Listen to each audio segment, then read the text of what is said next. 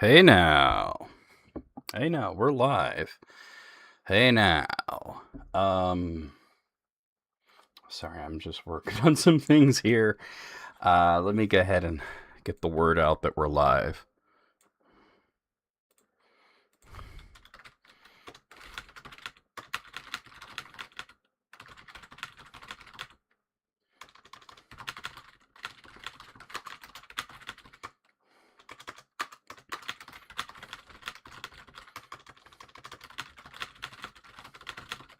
Hey WT, how's it going?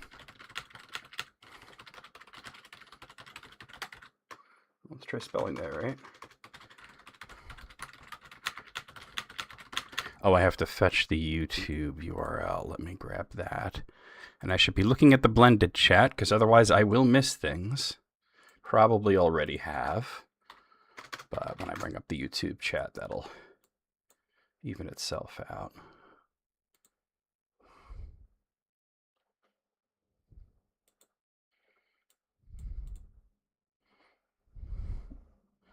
What's the typo? Sorry, I'm just like looking at a lot of things at once.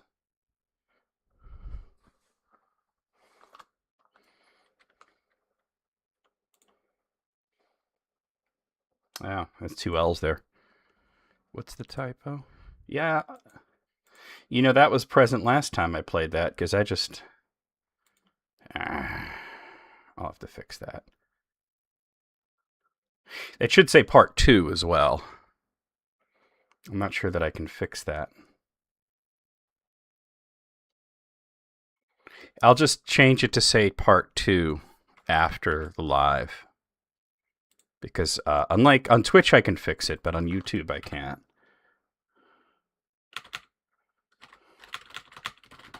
Here. At least let me fix it on Twitch. Let's do that first.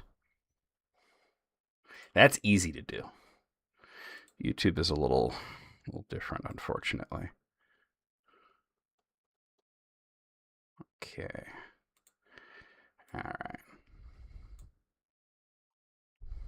Yeah, it's because like YouTube is not really designed for live streaming. Like it does it pretty well, all things considered, but it was really designed for video. I mean, it should say part 2 as well. That was my fault for not fixing that. But the Adventures of Gandalf and the Super Friends. How's it going, Greg? How goes it? Can you imagine Gandalf with like Superman and Batman and the Apache Chief and all those guys, right? We must take the ring to Mount Doom. The Superman says, I just took it there. Whatever do you mean? I flew there real quick and yeah, it's gone. It's done. Oh. Then I guess we'll have a party. All right. So let me tell you what your boy did today. Okay, before we get started on this. So I realized the other day, hey Gray, that my charging cable, the one that's like over on my bed, you know, was dying. So, you know, I swapped the one that plugs into my computer with that one so that I could use my phone over there. And I ordered some new cables, and I just got them. And there's a problem because I'm a fool of a cook who didn't read things properly. So I got these lovely cables. I got 2 of them here. And as you could see, they're nice and long. They're sturdy. This is a brand that has really good reviews. My problem is they're 60-watt cables. My problem is USB-C. Also USB-C. I didn't realize it was C to C. I meant to buy A to C because my charging nugget is USB-A. So I could use, I mean, I could plug into my computer with this and charge my phone there. But for the main charger, I had to buy another charging nugget. Unfortunately, this won't plug into my hub. It's going to have to go directly into the PC from C to Shining C. You've pulled this smooth move yourself. I mean, I'll just have another nugget then. Like, I mean, it's about time I got a USB-C nugget. But new cable. This is a problem. Yeah. I just didn't read it properly, and unfortunately, my USB hub, which is right next to me, does not have a C input. It has 1, 2, 3, 4, 5, 6, 7 A's, a micro B, and then 2 smart charging ones that are like A's. But the front of my computer does have a USB-C that's free to just plug in. So I'm going to do that. And I'm just going to see how good these cables are. I want to see. This is very long. I didn't realize it was that long. I want to see how fast this charges, right?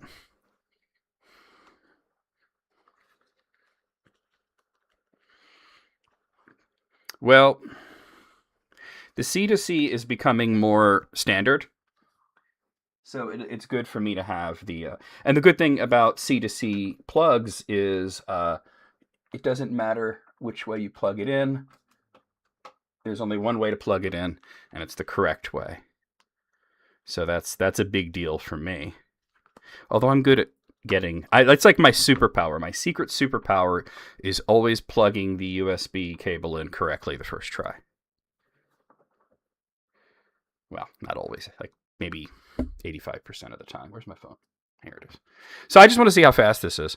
And although this is connecting my computer, which is not going to be as fast, I'm having a nugget overnighted to me. So it should be here tomorrow. Hey, Mogul. Okay, that seems a bit... There we go. Connected for charging only. Yeah, I know that. I don't need to transfer files. Well, it seems about the same sort of speed, which is fine, but there you go.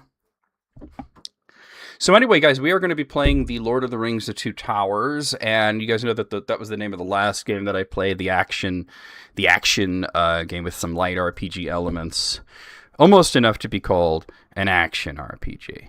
Yes, I'm hanging out in bed, and that was the PlayStation 2 game. That it's interesting because as I was playing through the Two Towers, I had many people come through either on YouTube or on Twitch telling me, "Oh wow, hey, this game's a classic. I played this for hours and hours and hours, and I just love it so much." And my takeaway is, after playing it, over 20 years later, is it's pretty good. It's really unbalanced, but it's pretty good, right? There wasn't a lot to talk about, though. For as a Tolkien scholar, there wasn't a lot to say, because it really is just constant action, broken up by occasional movie scenes. So this one, the Game Boy version, is more of an ARPG, which ARPGs are not the same things as action RPGs, even though the A stands for action. And to explain that thoroughly, an action RPG is something along the lines of like The Legend of Zelda, or Soul Blazer, Alundra, Brave Fencer, Musashi, games like that. Games that are RPGs that just have some action combat elements to them, whereas an ARPG is more of a specific style of game. Not really a genre, but a style, and that's your Diablos, your Torchlights, and things like that, Sometimes to need deep prose, sometimes we just need to clobber a bunch of orcs, yeah. So this game, as I had never played it before last month when we first started, and it's a lot like Diablo. Now, it has all these different campaigns to it, and we started the Aragorn campaign, and that's what we're going to go on, The first Diablo is still fun, yeah. So like I said, there's sort of like, there's a difference between, even though the A in ARPG stands for action RPG, there's a difference between an ARPG and just like an action RPG. And it's insane to say that. because video games are insane.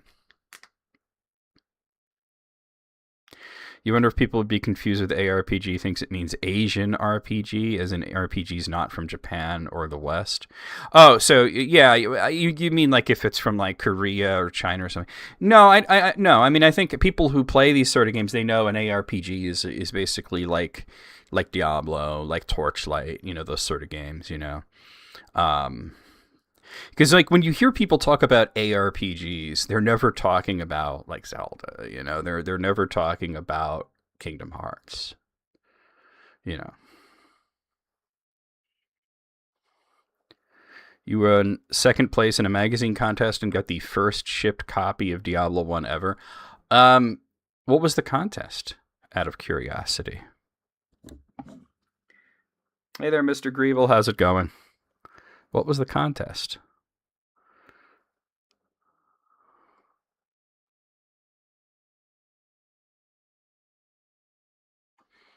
I know somebody who claimed to have won a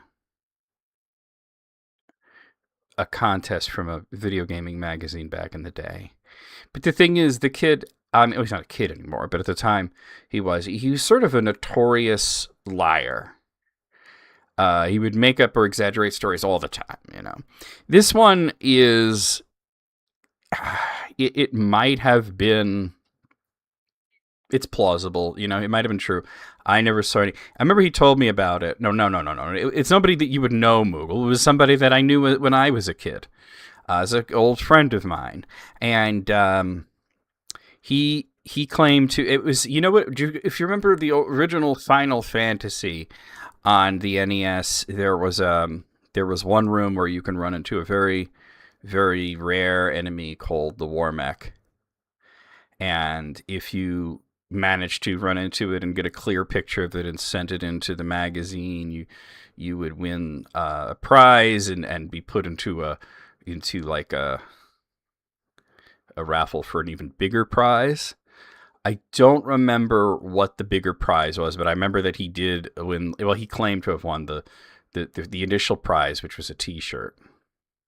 Never saw the T-shirt though, so I don't know. But he was a notorious liar. Like if I was to compare him to a character from The Lord of the Rings, I would say that he was like Ted Sandyman, I wonder if I can. Hold on.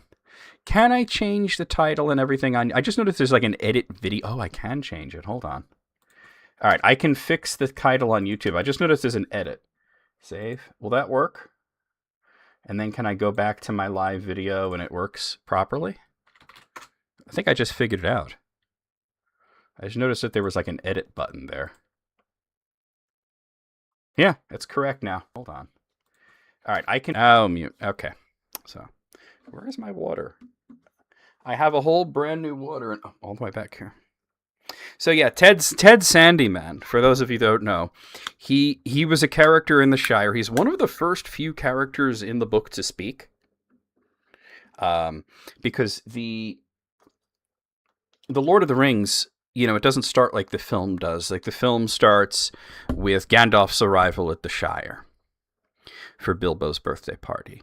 But the film actually starts in a pub. The book actually starts in a pub called the Ivy Perch, which is in Bywater, which is the next town over from Hobbiton. And it's a couple of these older hobbits, like Sam's dad. Sam is there himself as well. Sam's dad, Hamfast. A guy named Daddy Twofoot. And a few of these older folks. And one guy named Ted Sandyman. He's the miller's son. And he's sort of a rude individual. Just an example that not all of the hobbits are very pleasant people. There are some that are rather nasty. Well, anyway, he's there telling tall tales and spreading rumors and gossip, which is sort of the darker side of the Shire, is that they're gossipy. And they tell sort of these tall tales, and they're really willing to believe anything about someone if it's someone that they don't care for. And what I mean by that is, if you ever just had somebody in your life that you just don't like that person, right? And then you hear some wild rumor about them, like, oh, well, that guy, he fertilizes his lawn with his own produced waste, and then you sit there and you say, yeah, he would, You're willing to believe something bad about somebody if either they're somebody that you don't like, or that or maybe they're just foreign to you, and that's when you get this sort of like intersectional parochial nature of the Shire, and it's the most prominent in the first few chapters of the book, where you see that the characters that live in Hobbiton don't like the characters that live in other parts of the Shire. And we see this especially when Frodo is going to leave on his journey, and he has a cover story that he's moving to Crick Hollow, and he sells Bag End to Lobelia and her son, and then he moves, and he buys this little house in Crick Hollow, but he doesn't stay there. He goes on his journey. But what's really interesting about this is that while he is in Hobbiton and he's, speaking with these characters, like, for example, Sam's father, hey, Yaksha, I'm doing pretty good.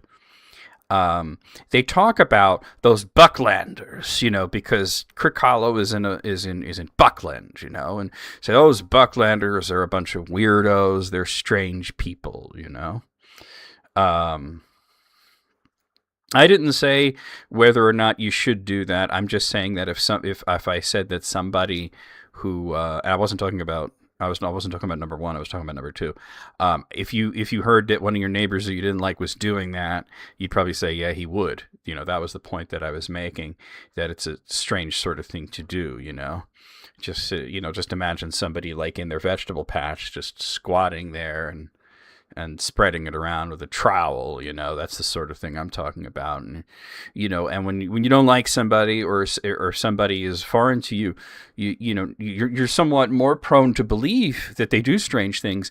And you hear about all these rumors about the Bucklanders and how strange they are. And then when they get to Buckland and they're talking with Farmer Maggot and his wife, it's the opposite. They're all those folk in Hobbiton, man. Whew. Boy, are they strange. They're up to something up there, I tell you what. And then, and Sam is sort of sitting there like, how dare you say that? Meanwhile, when people were saying that about other parts of the Shire. So it's interesting because, and then to even think about like parts outside the Shire, that's like another degree of separation, that's a whole nother degree of separation. And it's interesting because when they get to Bree, this is a good example. They get to Bree. Now, Bree is a mixed community. It's a mixed community because there are men that live there and there are hobbits that live there. And it's pretty evenly distributed, it seems, between men and hobbits. And that's why, when they get there to the Prancing Pony, they have rooms suitable for hobbits, but you're wondering, what the heck does that mean? Rooms suitable for hobbits. It means that they're on the first floor because hobbits don't like going up or down stairs, and that the doors and the windows are round. Those are hobbit suitable rooms. But anyway, a lot of the hobbits that live there are meeting, Frodo. They don't think his name is Frodo. They think he's Mr. Underwood, but they're meeting Frodo and Sam and Merry and Pippin. And they're very eager to hear of news from the Shire because they're like, well, they're hobbits there. They're our kin. We want to hear about what's going on. What's happening in the Shire? Tell us some stories from the Shire. Sing us some songs from the Shire. And then in the Shire, you never hear anybody like, wow, I wonder what's going on in Bree. Wow, I would like to hear some stories from Bree. If you said that, you'd be considered a weirdo. You'd be like a pariah. You'd be like, oh man, that guy, he's always cavorting with these strange people that live outside of, the Shire, So, yeah. So Ted Sandyman was sort of this character that He told tall tales, he exaggerated things, and he spread rumors and gossip, and it's sort of a Shire-wide issue to a certain extent. But yeah, my friend from back in the day, I'm not saying that he was a nasty individual like Ted Sandyman was, but I think he did it for attention because, he was in a bad situation at home to a certain extent. His parents had split up, and he acted out a lot, and he looked for attention of any sort that he could receive. And yeah, a lot of it was by making up stories or spreading rumors, Wasn't Ted Sandyman based on an actual person Tolkien knew as well? He mentions something that definitely leads us down that road. We don't know for sure. Well, actually, I think we might know for sure. Hold on. I think I know what you're referring to here, Mr. Griebel. Let's bring that up. See, that is actually in the foreword to the second edition, I think. Yes. So this is the section where he talks about allegory, and he tells us why The Lord of the Rings is not an allegory. And I believe he mentions... Here it is. Yes. Here it is. I found it. I know what you're talking about. This is page 15, but in lowercase Roman numerals because it's the foreword here. An author cannot, of course, remain wholly unaffected by his experience, but the ways in which a story germ uses the soil of experience are extremely complex, and attempts to define the process are at best guesses from evidence that is inadequate and ambiguous. It is also false, though narratively attractive, when the lives of an author and critic have overlapped, to suppose that the movements of thought or the events of times common to both were necessarily the most powerful of influences. One has indeed personally to come under the shadow of war to feel fully its oppression, but as the years go by, it seems now often forgotten that to be caught in youth by 1914 was no less hideous an experience than to be involved in 1939 and the following years. By 1918, all but one of my close friends was dead. Or to take a less grievous matter, it has been supposed by some that the scouring of the Shire reflects the situation in England at the time when I was finishing my tale. It does not.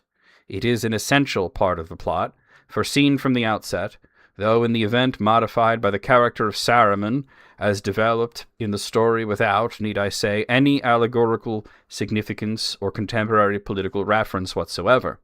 It has indeed some basis in experience, though slender, for the economic situation was entirely different and much further back. The country in which I lived in childhood was being shabbily destroyed before I was 10, in days when motor cars were rare objects. I had never seen one, and men were still building suburban railways. Recently I saw in a paper a picture of the last decrepitude of the once thriving corn mill beside its pool that long ago seemed to me so important. I never liked the looks of the young miller, but his father, the old miller, had a black beard, and he was not named Sandyman. Well, okay, so what he's saying, actually, Moogle, is, in reference to World War I, is he's saying, I did not base my work on what happened in World War I, but my life and my experiences have led me to where I am. You know, he understands war because he was at war. That doesn't mean that he based The Lord of the Rings on that war or any particular war that ever really happened, but that he based the characters and how they act and the behaviors that they have on the way that people really do act under those circumstances. Now, for Ted Sandyman, you know, he was saying that, you know, a lot of people saying that... Hey, Ghibli Gal, how's it going?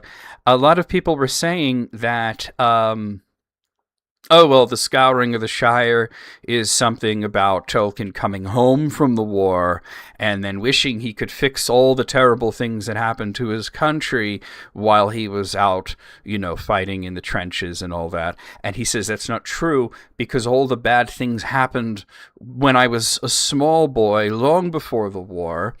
And there was a miller whose son I didn't much care for, but he wasn't Ted Sandyman. So what he's actually saying there, and this is answering Mr. Griebel's question, is that the miller's son is not based on a real person, but on a type of person that really existed.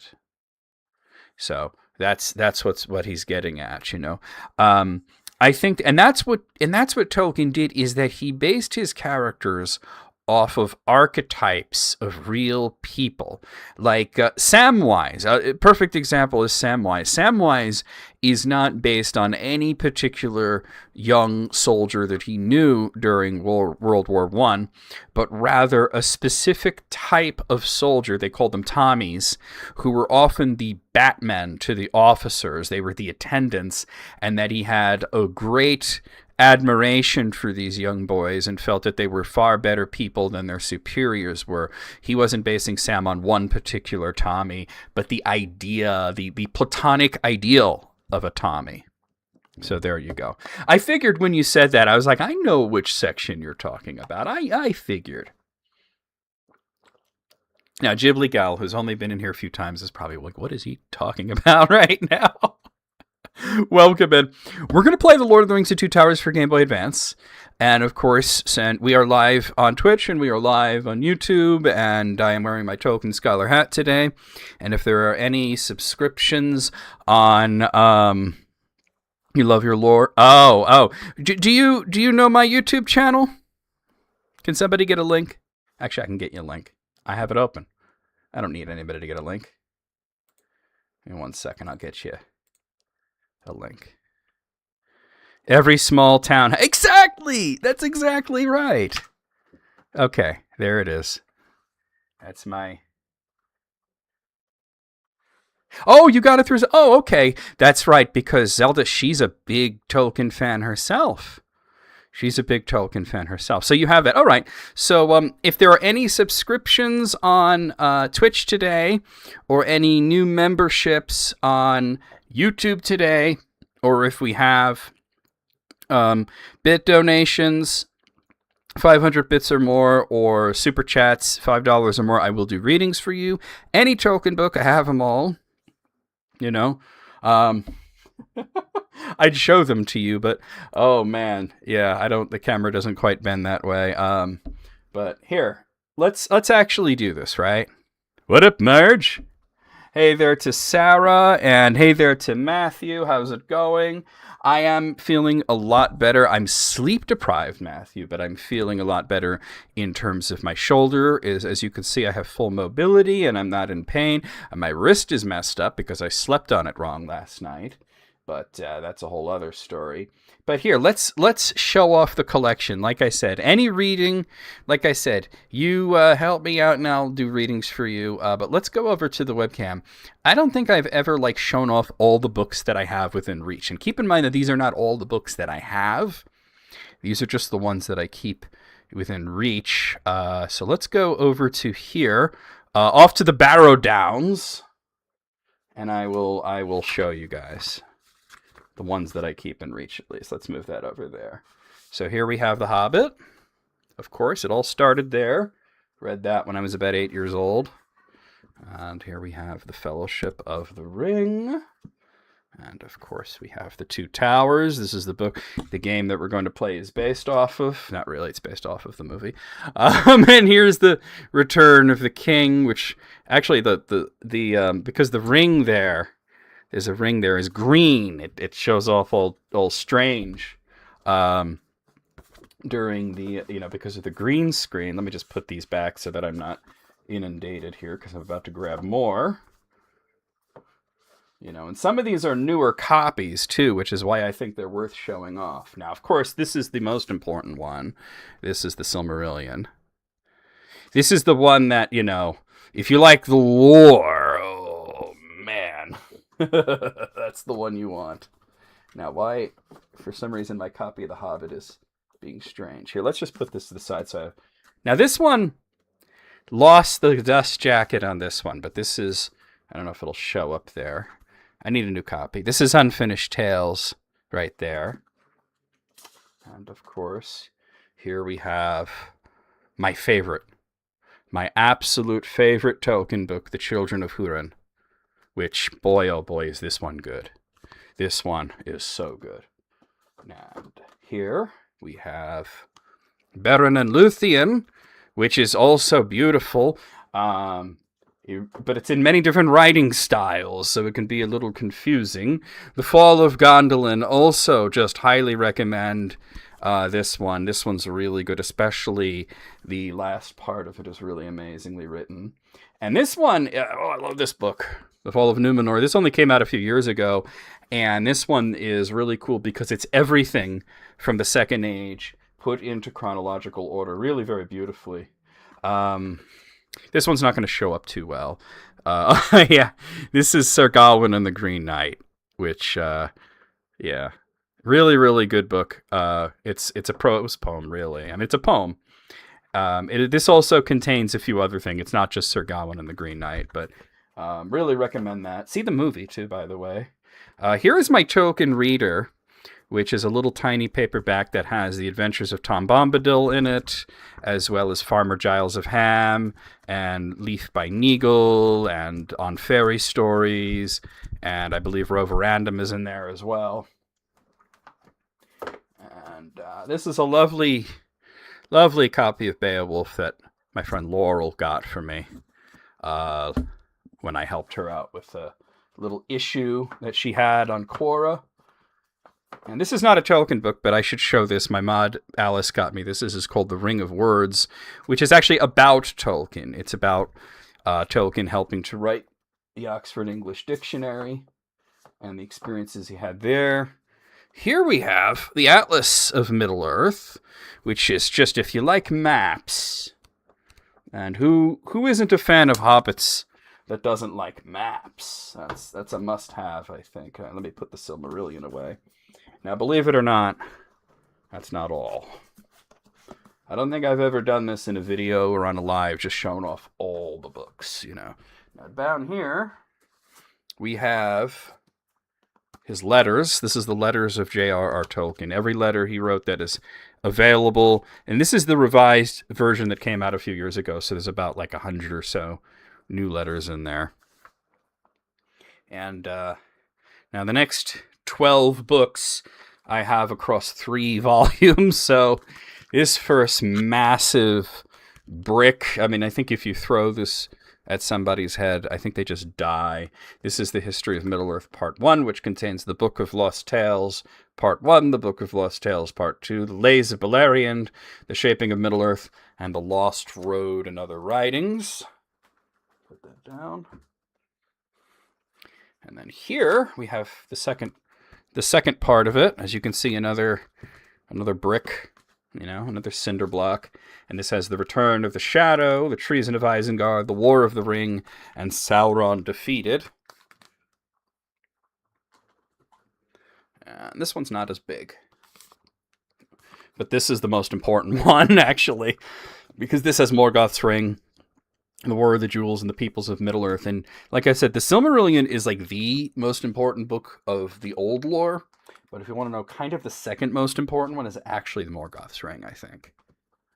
And, whoa, hello. Here's The Nature of Middle-earth, which is really a great reference guide to some of the things that are not covered anywhere else. It's still going after all the ads, yes.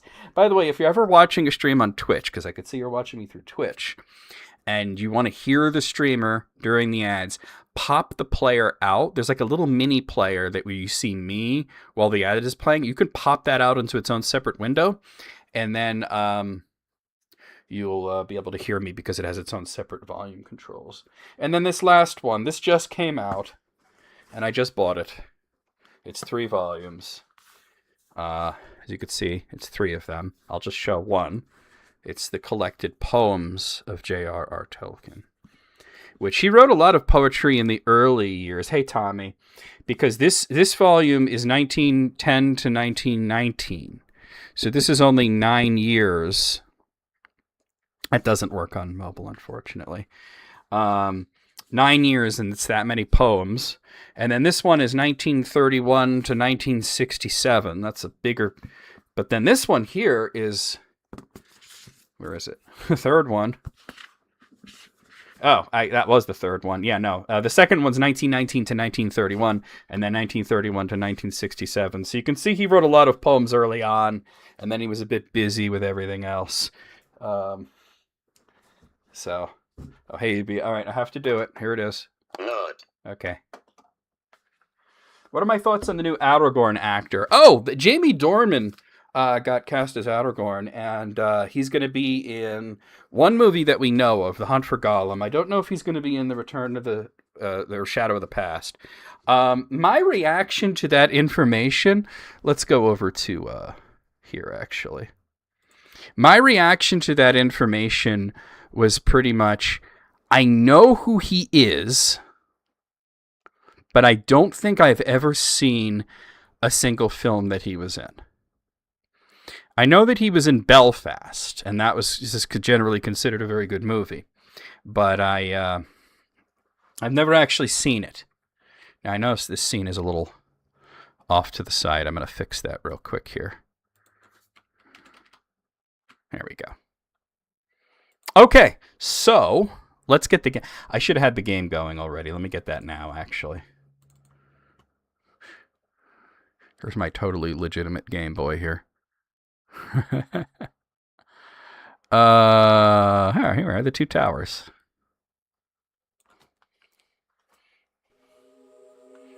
All right.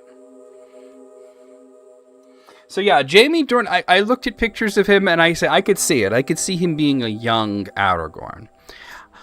I just don't really know him as an actor. You know, I talked to my mother and she was like, I don't know. You know, I like him, but I don't know. And I'm like, well, we'll find out, right? Or we'll find out. Now, I don't remember where we were. Okay, so here we are. We're in the East Mountains, the Dimril Dale, level 9. Okay. Yes, of course. Oh, that's the button that heals. Okay. All right. Got me some money. Oh, these orcs are no match for me.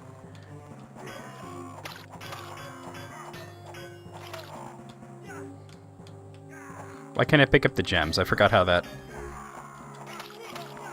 Oh, it's the actual logo from the box. Is there a particular reason I can't... Oh, I have to press R. Making orc pork? That'd be a heck of a recipe. We ain't had nothing but maggoty bread for 3 stinking days. Look like meat's back on the menu, boys.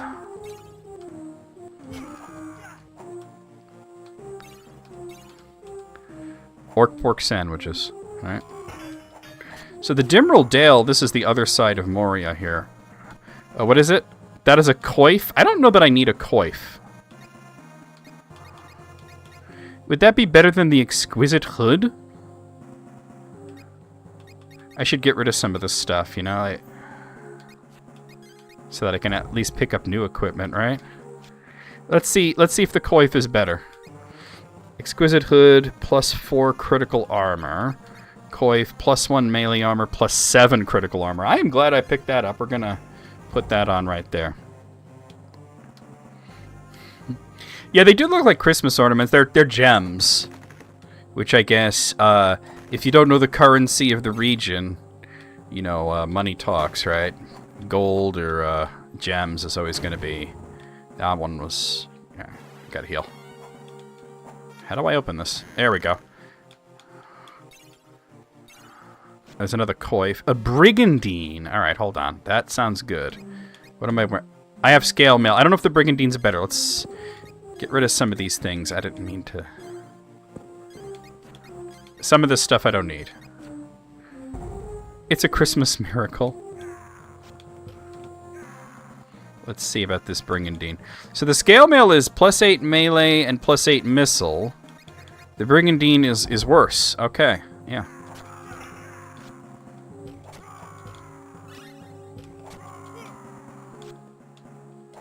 Getting a lot of bucklers right now.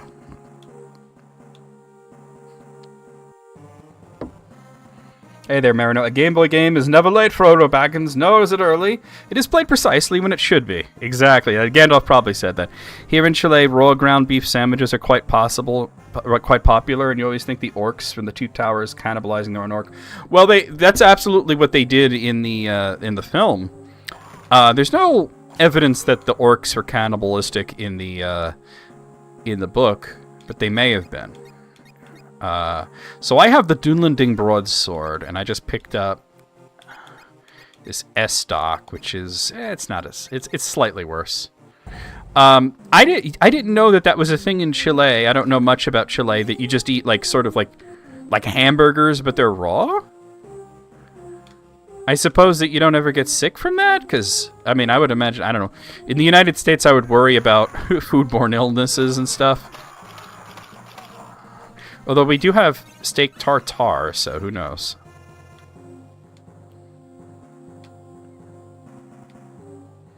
Oh, here they come. The sound effects are just brutal.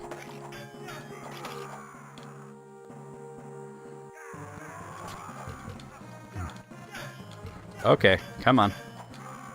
Sir. Oh, hey now.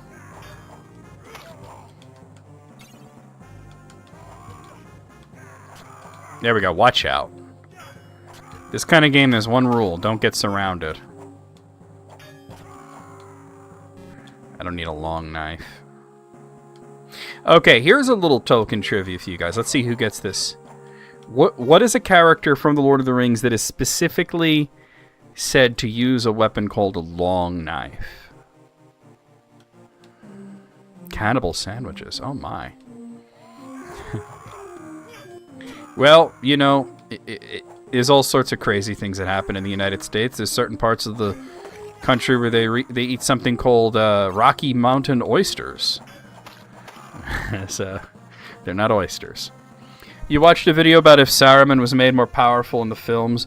They played the clip where he was trying to bring down the mountain in the Fellowship with the spell. Oh, well, what they were doing, they were attributing a lot more to Saruman than they should have.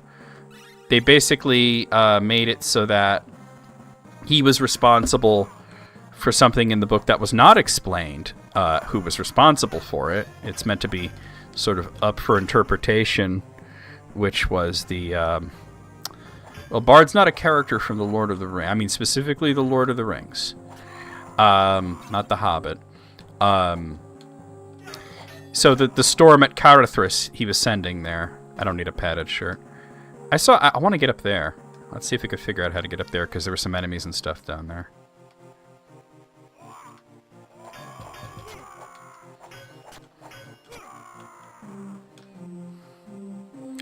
But yeah, there is a character. And Bard, the only weapon that we ever really hear Bard using is... Oh, I guess not.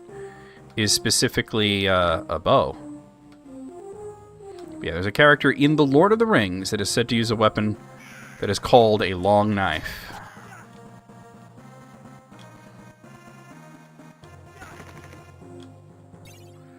Samwise had a long knife. No, the hobbits had daggers. And to a hobbit, a dagger is pretty much a sword. So they had the daggers of Westerness, at least until Frodo's broke, and then he got Sting, which was also a dagger. Legolas is the correct answer. Francesco got it right. Legolas has a long knife that he uses when he is either in a close quarters combat or he's run out of arrows.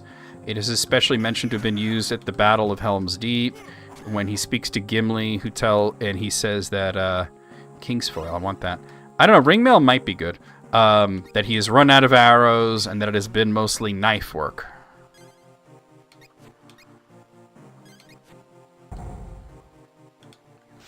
Ringmail. So let's see. It's still not as good as what I have. No, he only has the one. The two daggers was definitely something that they just did to make him look cool in the movie. It was one long knife.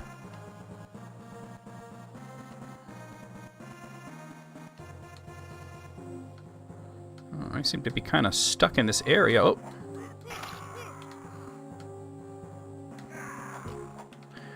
Well,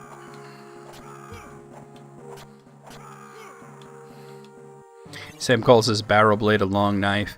I mean, you can call anything a long knife, you know, right? But I'm just saying, this isn't like, oh, Sam, who doesn't know much about weapons, called it that. I'm talking about where it was specifically a character that did use what is a long... Because a dagger and a knife are not exactly the same. Daggers are more for stabbing, but yeah. Oh, Sam definitely had cooking utensils. He had definitely had cooking knives, and he had a ladle. We know that. We had a ladle and a big fork. He even had seasonings, because he's like, look, it doesn't matter if we're in the Shire or Mordor or whatever, we're not eating unseasoned chicken. It's impossible. Oh, you're a little behind, Michael. Somebody already got it. Yeah, Francisco already got it. Sam is a real one for that. Yeah. I mean, you know, he makes the rabbit stew for Frodo. He's going to make sure that it's all... Okay, we could sell some stuff here. He's going to make sure that it's all seasoned up properly. And not only because he has, like, salt and stuff in his pack, but then he sends Gollum off to get herbs. Well, he tries to send Gollum. Gollum refuses.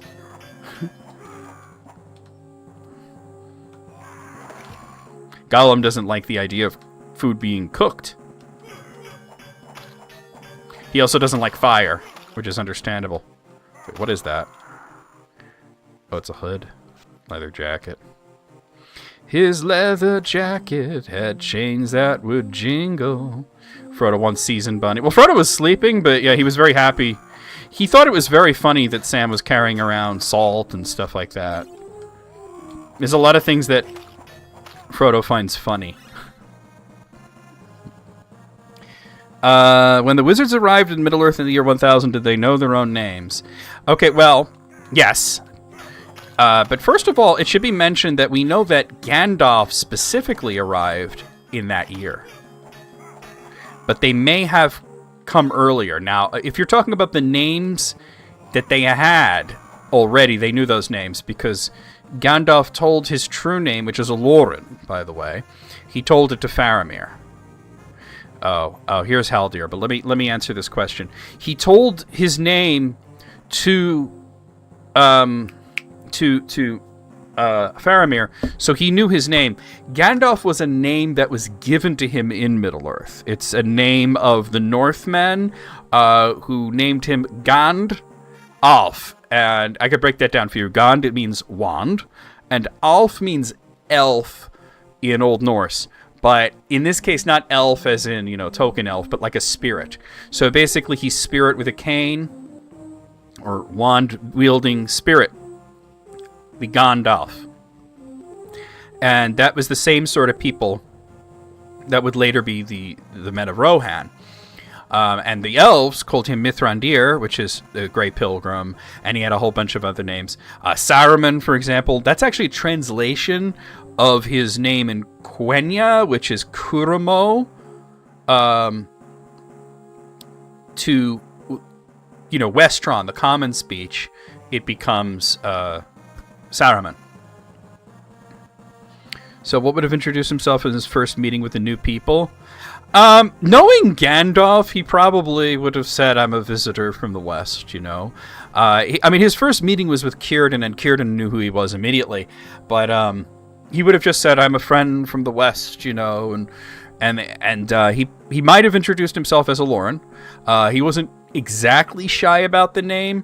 And like I said, he did tell it to Faramir, and that was thousands of years later. And I think some of the elves knew his name, Aloran. Certainly Elrond knew it because he wrote of the Rings of Power and the Third Age, and it's sort of mentioned there. Well, he was called Mithrandir there. Whoever wrote the Valaquenta knew it. That might have been Elrond. I don't know. All those notes were found in Elrond's study. But anyway, what I'm getting at is they sort of were independent agents, so they can sort of introduce them in any way they could. He could have just said, I am the Grey, you know. But there you go. Frodo could use all the laughs he can get. That's absolutely true. But I think what happens, like in the film, they sort of downplayed a lot of aspects of Frodo's personality. He wasn't as funny as he was in the book. He wasn't as brave as he was in the book. Well, anyway, here's Haldir. I believe this is Haldir talking to me. Hail, friend, I'm a guardian of these lands. A great orc brute has waylaid some travelers and stolen their wares, including a strange map. If you can find and dispatch him, the treasure will be yours. Alright, I'm starting to doubt that this is Haldir. But alright, if we can bring this guy some treasure that an orc stole...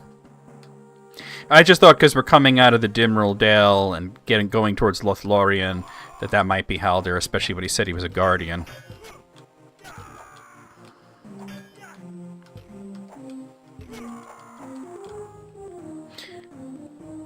Oh. But, you know who the funniest sort of character is actually, Mary? I know I talk about this scene quite a lot, but very early on, right after Bilbo does his disappearing act, there's a scene where Lobelia comes to the door demanding this or that, just basically being a Karen. And, Frodo tells her to get lost. Shoves her out of his house. And she says something like, "You're naughty, you don't belong here, you're not even a Baggins, you're half a Brandybuck." And of course Merry's there, who his last name is Brandybuck, and he's in fact the heir to be the master of Buckland. And so, Frodo says, "You hear that, Merry?" She says, "I'm a Brandybuck." And Merry says, "It's a compliment, and therefore untrue." Which I think is incredibly funny. Oh, we're back here. Alright, well, I'll sell all this stuff, I guess. And then there's another moment in Book 6 when he's talking to Aragorn, and he asks Aragorn to borrow some smoke stuff, and he says, "I lost my pack and everything, and I can't find my, I don't know where it is. And could you borrow... Could I get some tobacco off of you?" And Aragorn just basically yells at him and tells him, "Yeah, if you were any kind of real soldier, you would, you never have lost it in the first place. And how dare you? I haven't even been able to rest, and here you are laying in bed asking me for tobacco," all this stuff, right? And he walks out in a huff, and Gandalf plays along with this whole farce. And, I don't know quite where I'm going right now. And then Pippin says to him, "It's right next to you, right?" It was right next to you the whole time. And he's like apologizing to Aragorn and everything. And the dude is just messing with him.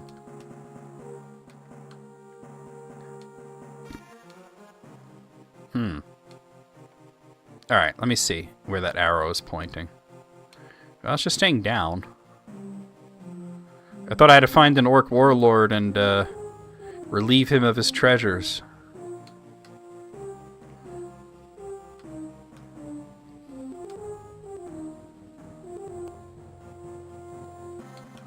Yeah, even further down, huh? The thing is, it's like, maybe I have to get up on there. I'll figure it out. Or I won't. Or I'll wind up looking up a map of the Dimrill Dale. Oh. Gandalf introduces the hobbits to magic vape. How's it going, Almighty Santa? Oh dear. Well, actually, when it comes to smoking, it was the hobbits that introduced it to Gandalf, actually. They're the ones that invented smoking. They weren't the first to this might be what I was looking for. They weren't the first to cultivate the tobacco plant. That would be the men of Numenor. But the men of Numenor brought... They called it Westman's weed. They brought it to Middle-earth. And they pretty much just used it like a potpourri. They just enjoyed the smell of it. And, what I got? A brigandine. Alright. I got some kind of big sword there. Ranger's Soldier's Sword. That seems pretty bad, actually. 48. Yeah, it's not that very good. All right, never mind. It looked cool on the map. But anyway, whoa. There was a hobbit named Tobald Hornblower, who was the first to cultivate the first true pipeweed, which was called Old Toby. And hey, Drake, and I'm very passionate about this stuff, so I'm glad you're here to listen to me talk about it. And it was named Old Toby because it was named after Tobald Hornblower. And he cultivated the first true pipeweed and was the one who figured out, hey, you could smoke this stuff. And Gandalf was the one, he adopted it. Oh, I didn't mean to pick that up first. So what was that anyway? I feel like that was that was important. Maybe that was the treasure I was looking for. Did Tolkien describe the selection or election process for the mayor and master? I feel as though Sam was a bit corrupt as a 49-year mayor. Must have. Well, no. I mean, if you know Sam is the least corrupt person out there, and that's why he was elected again and again and again. They did have terms of 7 years. And we don't know if there were term limits. I would assume it was some sort of general election because it's a very rural area. That would be for the mayor. The master is definitely inherited title because that was inherited through the Brandybuck family, the master of Buckland. But the other important one is the Thane. And the Thanes are actually appointed. The Thanes are sort of like stewards. They're appointed. And those Thanes they weren't always in the Took family, but they became that way, and that's when Pippin becomes the Took. I know you're joking. I just have to say that. Hornblower, great name for the pipeweed original. I know, right? Tobald Hornblower, and then that strain was called Old Toby. It wasn't the only strain cultivated in the Shire, but it's one of the most well-known ones. He did a little bit, but you have to understand that what Sam's job was, when he became the mayor, he was called the mayor of the Shire. The technical political term was the mayor of Meikle-Delving, which was the capital of the Shire. And it was mostly actually a ceremonial role. He didn't do anything really important in actually running the Shire or setting policy. He was in charge of the police force, which are called the sheriffs. And the police force were mostly animal control and just things like that, you know? And they were cleaning up the roads, and they weren't really doing very much policing. And he was in charge of the post office. That was the other really important thing. So he was able to appoint sheriffs, and he was able to appoint postmasters. Is there any information in The Lord of the Rings or the Silmarillion on the King's Councils? In Old England, there was something called the Waitangamot, which over the centuries evolved into Parliament. Yes, there is you're talking about the Council of Gondor.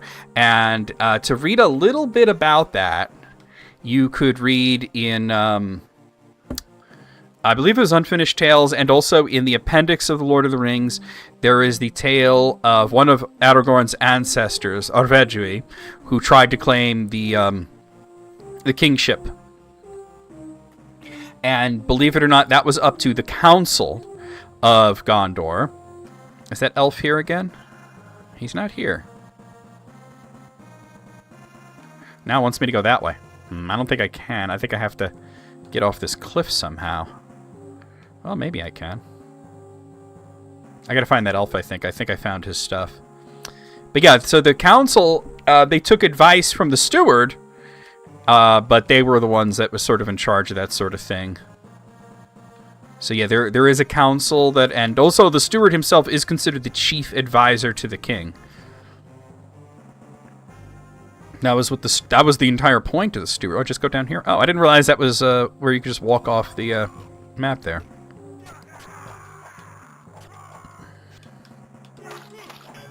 These Uruk-hai, they're big, but they're not very smart, are they? Like, the orcs just kind of die in 1 or 2 hits. The Uruk-hai take a few more hits, but they really just... They really just don't try to defend themselves very well.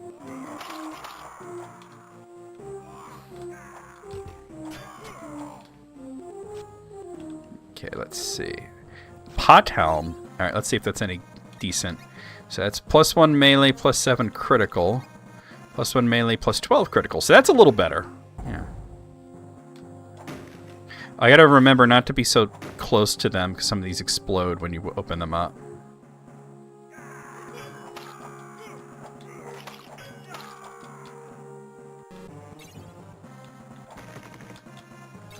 Certainly find a lot of money in tree stumps and stuff. Glorfindel just out here leaving his stash everywhere. Athelis Major! Where do you... Yeah, some of the boxes explode when you break them, and you get hurt if you're too close. Luckily, Aragorn's sword is long enough where he could break it without, like with just the tip of his sword, you know? And not get, absolutely destroyed. Little Paw Patrol, yeah. Yeah, Sam didn't actually hold a lot of political power. It was an honorific ceremony, you know. He'd open stores, he'd walk around with a top hat, look important, that kind of thing. The Kinstrife would be a really good movie.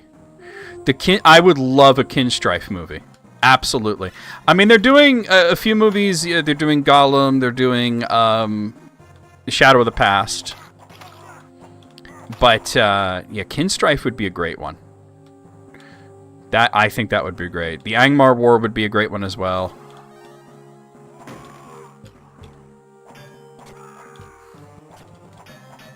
I haven't heard that, though. That's the first time hearing of it. What is going on over there? Oh, look at that. What is happening there? That can't be good, right? I think this is where I make a save. How close am I to leveling up? We're getting there because I haven't leveled up in a bit, but I'm gonna save it here, just because yeah. So it looks like something big's about to happen.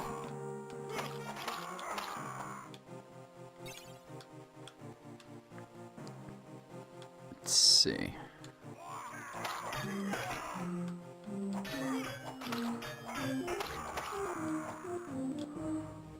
Yes, the Kinstrife is in the appendix.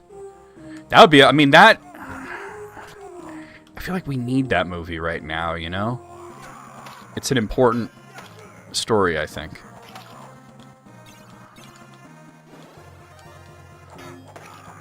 People turning... I think I'm getting close. Okay, this must be... Yeah. This is the silver lode, I bet. Alright, let me just see what's down this way. We're close to Lothlorien.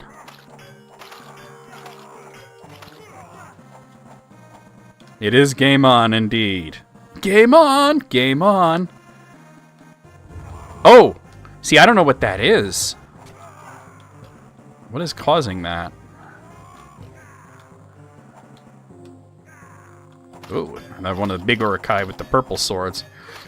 Yeah, they barely, like, try to defend themselves. They take a lot of hits, but then... Numenorian Cape. Alright, I probably want that.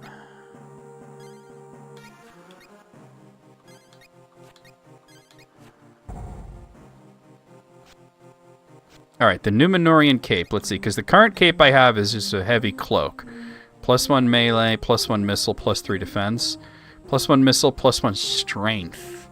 You know what? I'm going to keep what I have, actually. Ooh, maybe... I don't know, maybe I should have checked out beyond that river. Yeah, these Urukai are not very tough, are they? Coif and a mantle. Alright, let's go back up that other way, actually. I want to see what's beyond. I thought that might be the path into Lothlorien, but it could just be a stream out of the mountains. There's a switch there. I probably have to hit that.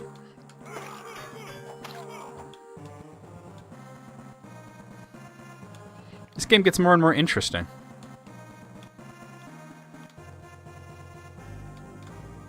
So I can cross there.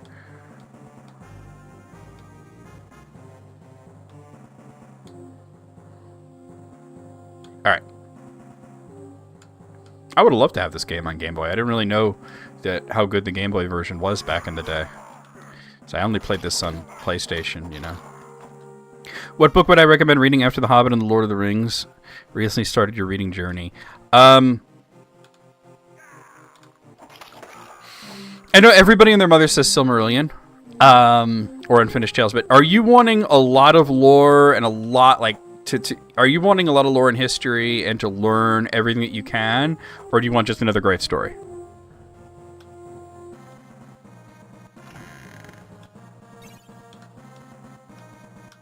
Because that's the important question. Gotta heal. Pretty close to another level up, though.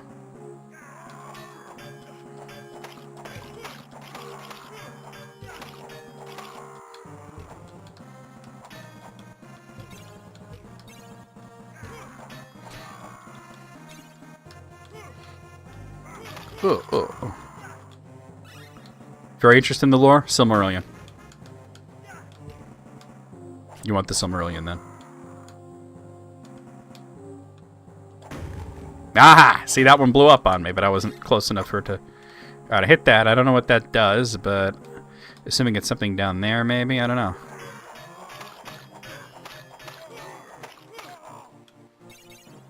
All of them. Well, yeah, of course, yeah. If you're very interested in the lore, you want to read all the books. But, and this is the big but, the question is really what order to go in. You know. Because I've been asked about reading orders many times, and you really have to tailor it to the person. It's actually good to be a slow reader if you're reading Tolkien, because especially with Silmarillion, it's just... The Silmarillion is an incredibly fast-paced book. It's only like 300 pages, and it has so much information.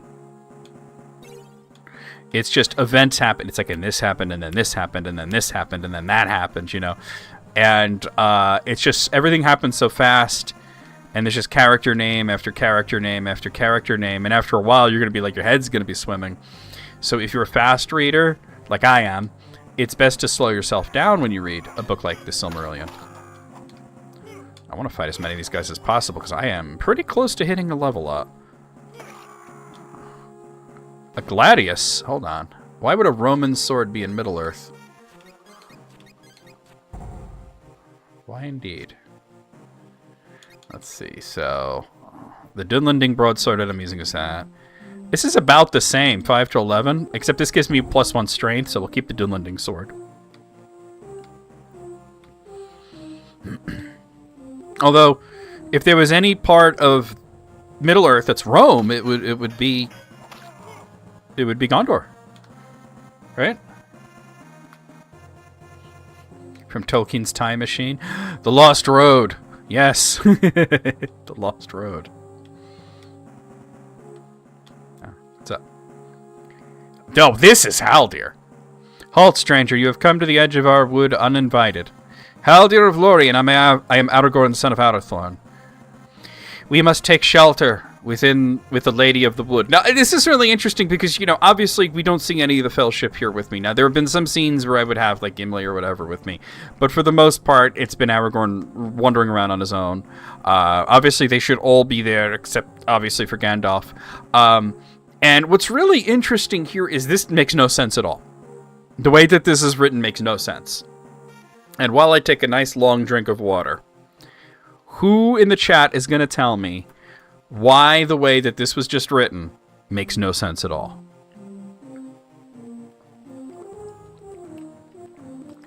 I am parched. I'm also going to check on how much my phone is charged, because I'm trying out this new charging cable.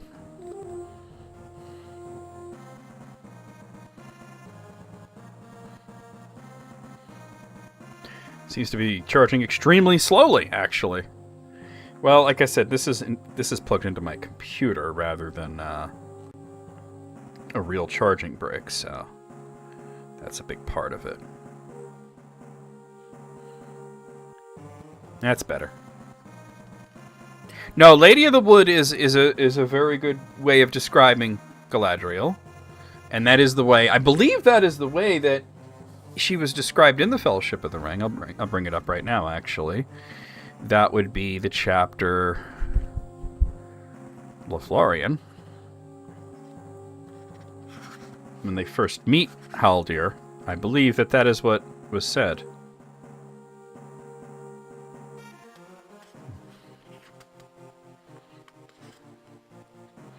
Well, Vargas, I gotta say, this is the first one that I've played for Game Boy at least, and I really like it.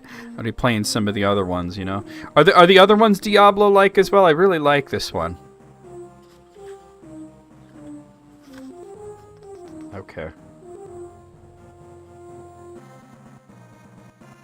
I'm just looking for where they first meet Haldir. Okay.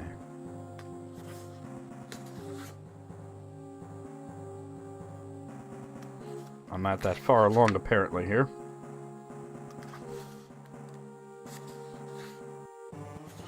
Yeah, see, they do say Lady in the Wood. No, that's not it. I'll tell you why this doesn't make sense. It's because Aragorn here knows who Haldir is. He said, Haldir of Lorien.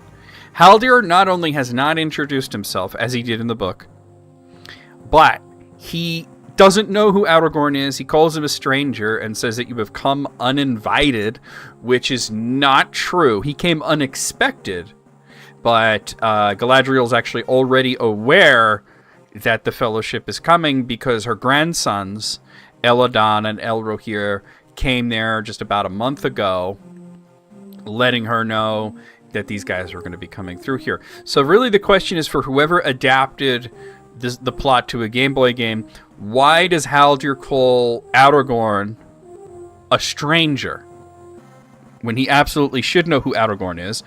Aragorn's been to Lorien before, and in fact, that is where he became engaged to Arwen, was there. So, just saying.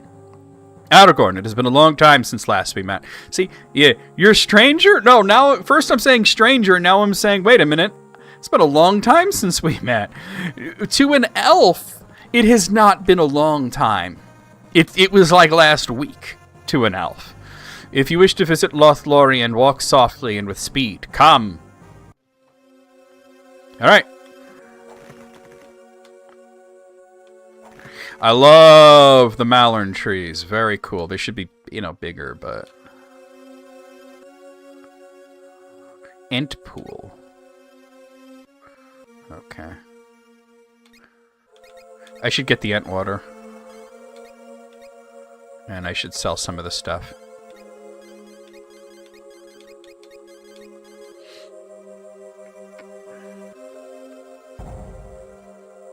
Gandalf is not an approximation of Jesus, no, because Gandalf's nature is angelic, whereas the nature of Jesus would be divine.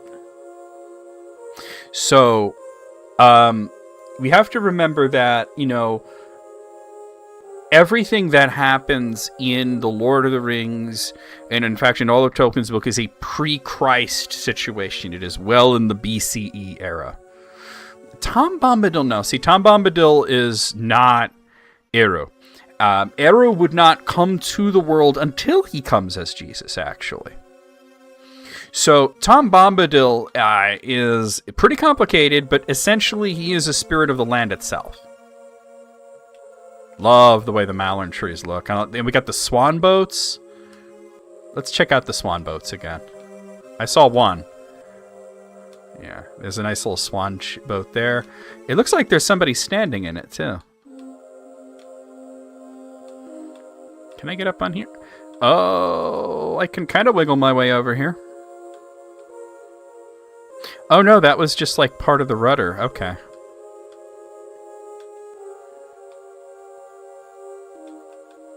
I don't know what that is. There's shoes just laying around in a box in Lothlorien.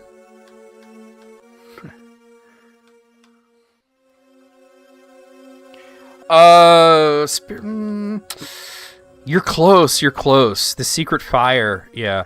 Just a little fragment of the secret fire was put into the heart of the world, and I always believed that it manifested an incarnation as Tom Bombadil, the spirit of Middle-earth. Does Aragorn have a shield in the books? No. The only character in the Fellowship that was said to carry a shield was Boromir. All right, Legolas doesn't want to talk to me. Gimli doesn't want to talk to me. Whoever this is doesn't want to talk to me. Oh, I just used a spell. I mean, I thought that might have been Galadriel, but for one, she's tiny, and for another, she's not talking to me, so... Random elf maiden. I like the way Lotharian looks. Who would that be? Hold on. I mean, Gimli's over here. Who's this guy? Oh, it's Boromir. Boy, his sprite looks terrible. The ring occupies my thoughts, Aragorn. Why not use it against Sauron himself? My city's fate may depend on it. This conversation would have actually happened in Rivendell, but the game's not covering Rivendell. None can wield the ring without being overtaken by it. But do not worry, Boromir. We will not allow the White City to fall. Your optimism is comforting, but is it wise? Oh, all right. Okay, down to the Falls of Rauros. Okay. I thought we were going to get to talk to Galadriel, but... We will rest here for the day. Mordor is nearer than ever, and orcs patrol the shores. Aragorn, where is Frodo? And Boromir, we're at aim on hand. Spread out. We must find them. I mean, this isn't, the way that it should happen. There should have been an action scene coming down the river, actually. But really what it is that Frodo says he needs some time to think about what he's going to do, and then he goes off, and then Boromir kind of follows him, And then after a while, Sam goes to say something specifically to Boromir, and he's not there. And that's when they start looking for Frodo. You've never seen this one before? This is a really cool game, actually. I like this a lot better than the PlayStation version. Alright. I wish we got to get to see more of Lothlorien. So, yeah, we're at Amon Hen now. It's like Lagoon and the SNES Lord of the Rings had a baby, but an uncle like A Link to the Past helps steer the right way. I would say it's more like Diablo than Zelda, but I see what you're saying. I mean, Lagoon was not a great game. And Lord of the Rings on Super NES was not a great game either.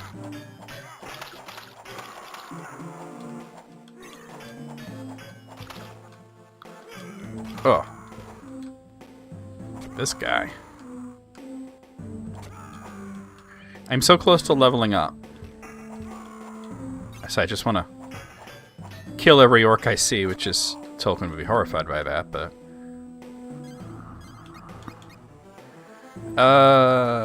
Trade gems for an unknown item. Or I can temper up an... do that.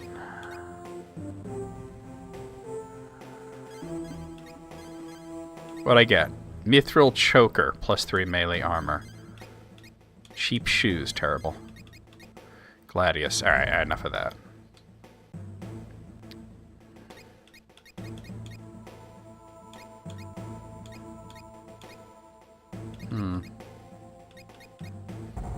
Oh, never mind. Go back. Since I feel like unlikely to find another sword this good. Oh, it just... Oh, I see. Alright, your whetstone is just a buff for everything. Okay, I like it. I like that.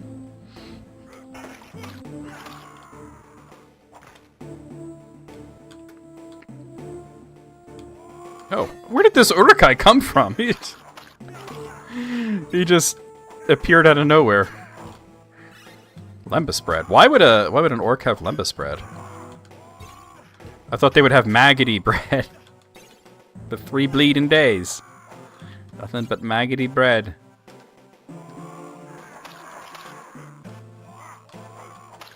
I feel like Tolkien's orcs would never complain about maggoty bread. I feel like... I leveled up.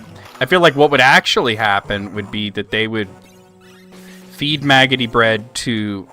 Oh, Crabine. Or Craban, because there's one. They would feed maggoty bread to the captive hobbits and then laugh at them for not liking it, you know? Did you ever play Sierra's Lord of the Ring game? I played one, let's see. Some World of Warcraft 3 came out. Oh, then no, in that case. I played a really old Lord of the Rings game on, like, a PC way back in the day, and I forgot what it was called. It was really interesting, but, I don't know. Alright, I did level up, so let's see. Oh. Well, I like the passive boosts. Allows use of 2 swords. Second blade does half damage, +1 per level. I don't know about that. It's kind of important to have a shield, I think. Numenorian Blood, level 10, lessens corruption by... I'm not level 10, though.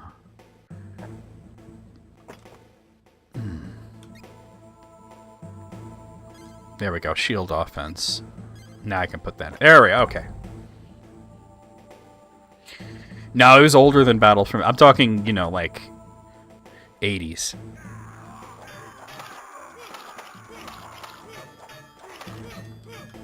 It was like an RTS about getting the ring to Mount Doom, but it was crazy because like Frodo could die 5 minutes into the game, but you could still win. Glorfindel is the main character. That I have to look into. It's not enough about Glorfindel out there. Yeah, but the one that I played on PC was much, much older. See, the thing is, I didn't play a lot of Tolkien games back in the day because I saw that Kraban there. I bought one for the Super NES, Lord of the Rings Volume 1, and it was so terrible that it put me off of buying Tolkien games for a long time. And then it was like way later, I played like The Hobbit, and it was pretty good, so...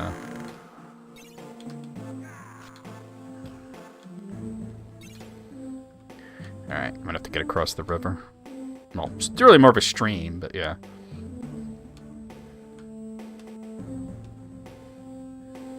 There we go. Oh, hello, wargs. Be gone, Hound of Sauron. Alright.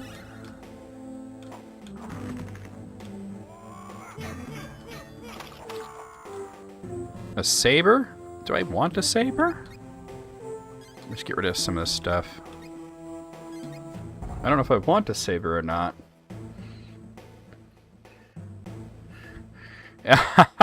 No, see, the NES X-Men that I found for free was, I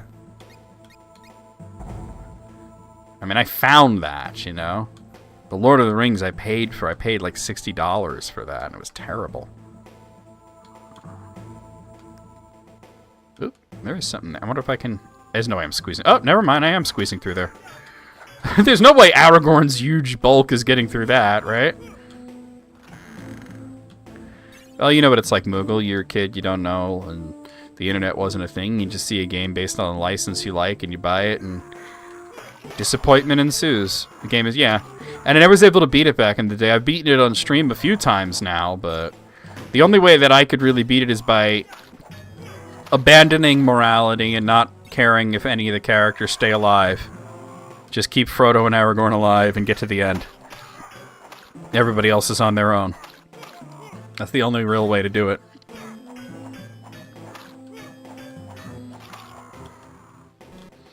I know I don't need a leaf sword.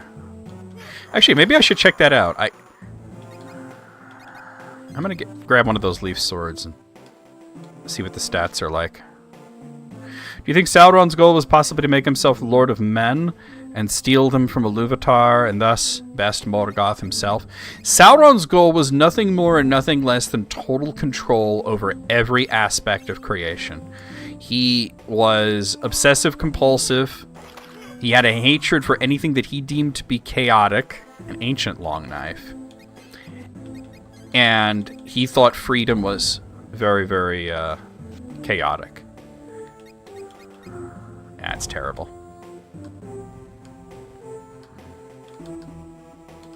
This is sort of where I came in, isn't it?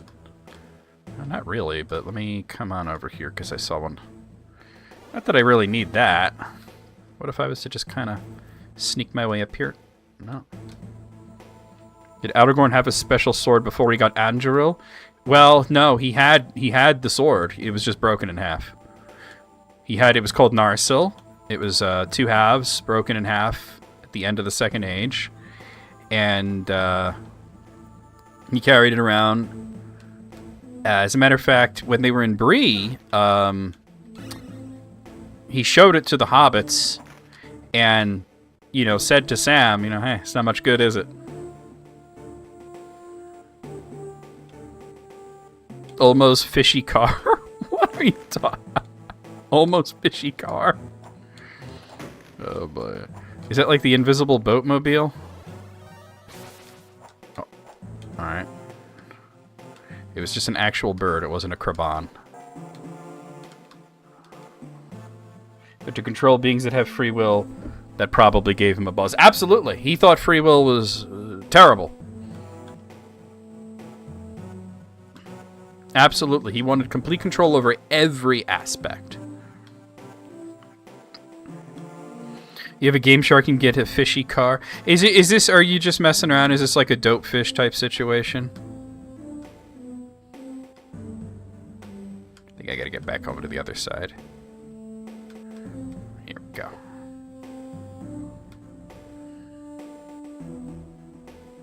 I mean, ultimately, we're trying to find Frodo. Aragorn never did find Frodo in Amon Hen. In the movie, he did. But in the book, he did not. I don't need a leather jacket. His leather jacket had chains that would jingle. He went with movie stars, partied and mingled. There an A&R man said, I don't hear a single. The future was wide open. Here we go, alright.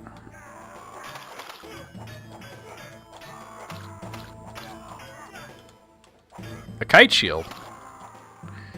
Would Fingolfin have been able to beat Sauron in a duel? Yeah. Fingolfin merely beat Morgoth in a duel. Yeah. 25% shield. Oh, it's the same shield I already have. Sauron was mostly smart enough not to get into physical contests, if you noticed.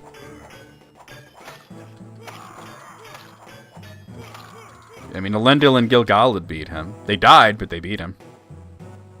You never played this game as much as you hoped to? It was your bus stop game? Oh, I see. I didn't even have it. I would have loved this game. I would have loved it. I didn't know that it was this good. I played the PlayStation version.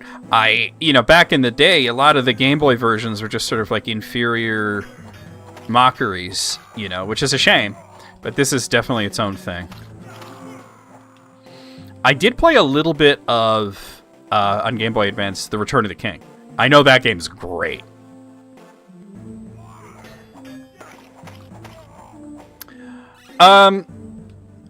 It is the way that Tolkien wrote. It's an important theme that everything magical and wondrous diminishes over time because he saw it as a mythological history of the real world.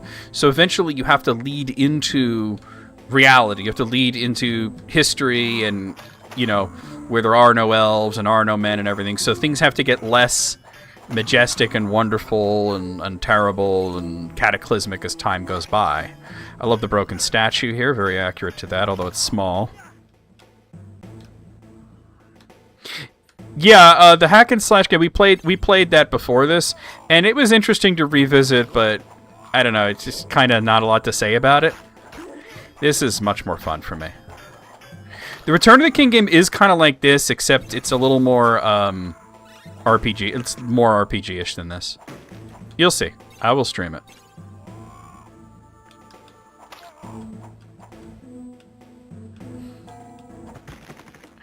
Not exactly a car. There's a lot of crazy stuff in the Book of Lost Tales, though. Like, I think one of my favorite is Manwë had a sword made out of lightning.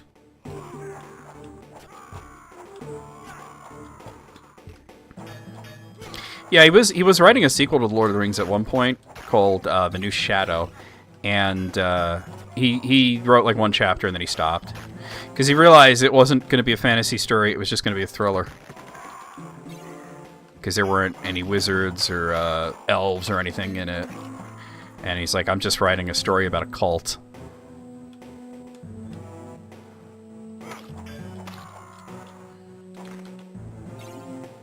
Okay. Okay. Progress is being made. Certainly a lot more orcs in big clusters here, huh?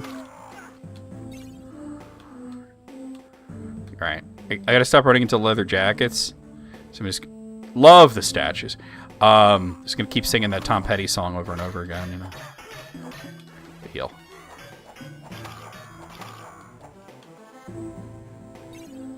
Heavy cloak, maybe I want it. Oh, I have a heavy cloak. I don't think I need that then.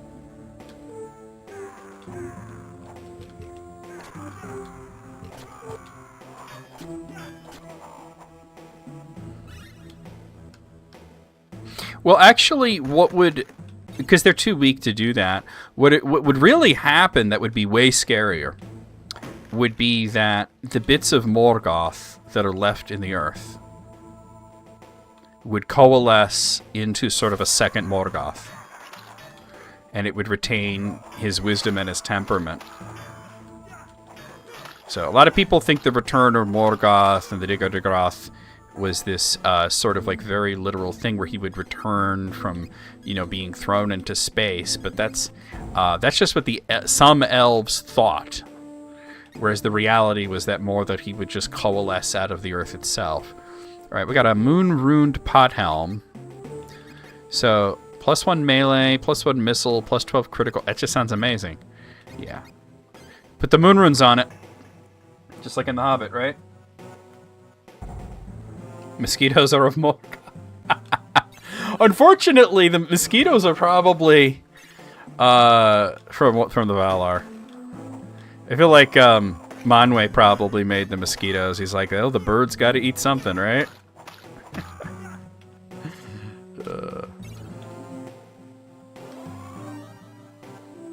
I love the very old school sort of sound effects in this too.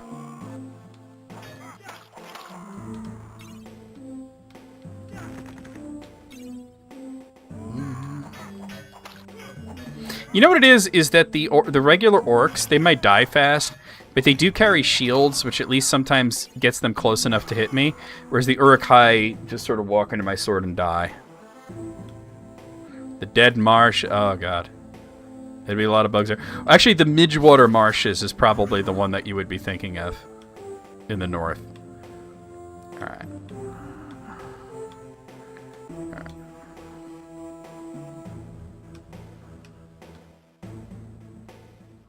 There's Frodo. Frodo? The ring has taken Boromir. Stay away. Frodo, I swore to protect you. Can you protect me from yourself? I must go alone. I would have gone with you to the end. Go, Frodo. Go now. Boy, that Uruk-hai didn't care about... I think this is... I wonder if that was supposed to be Lurtz. I don't think so. I think these are just Uruk-hai. They're different Uruk-hai. They actually have armor. And they're using shields. So this might actually be a little more challenging now. Let's see. Can I do like a save from here somewhere? Oh, I have points to allocate. Put in strength and health. A little encourage, I think. Yeah, there we go. If you sailed to the island of Himling, what would be there? Probably not a whole lot. Did you actually submitted a question about that? I'll get to that eventually. It's just that you submitted so many questions that I have to kind of like do them a little bit by little bit. You know what I mean? Because I don't want like an episode to just be like, here's another from Tommy, you know?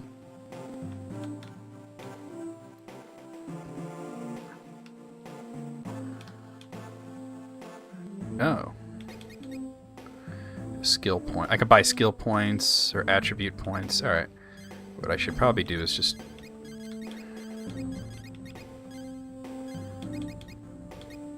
Well, some of them I'll get to eventually. Some of them I'll get to soon. Just do yourself a favor. Like, if you're submitting it on Quora, don't also submit it on YouTube. I mean, I have a lot of gems. I'm going to take skill. Alright, they get more expensive. Alright.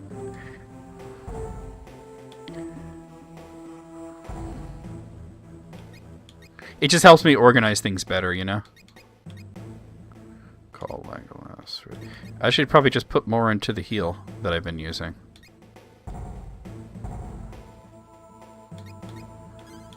And put accuracy as well. Okay. Very cool.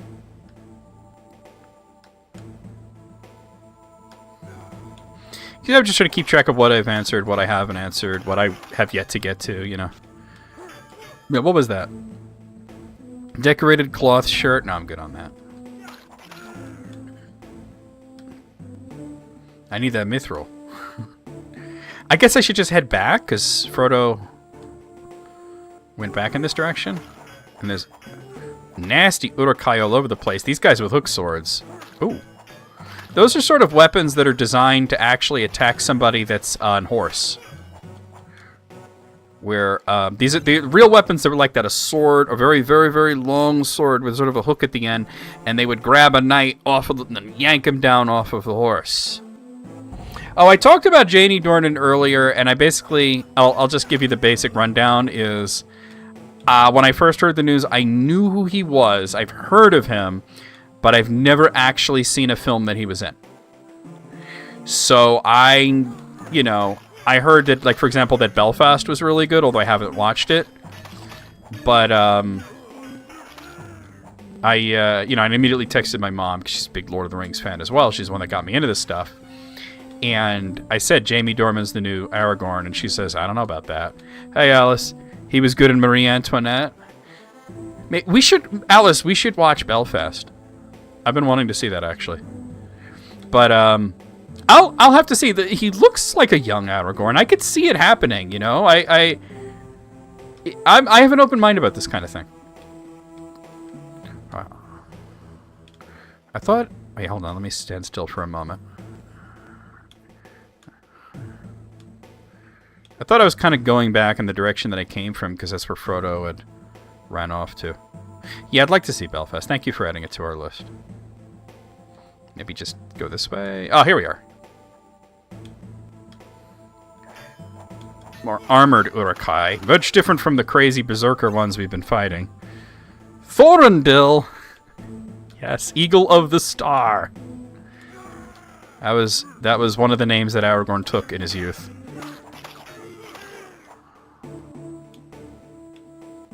Mm-hmm. Eagle of the Star. There's carbine everywhere. Oh, boy.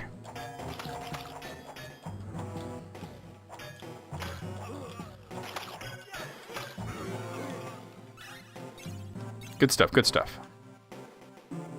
I'm actually not that far from another level up. Rune T. Kid? Okay. What has he written? An amulet. Boy. Oh! I just turned into Rodney Dangerfield from... Oh! That's a lot of orcs! I gotta get out of here!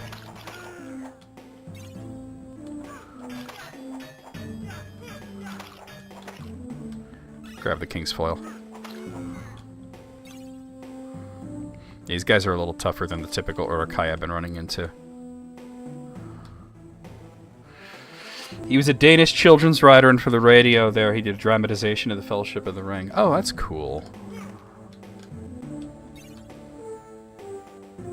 That's very cool.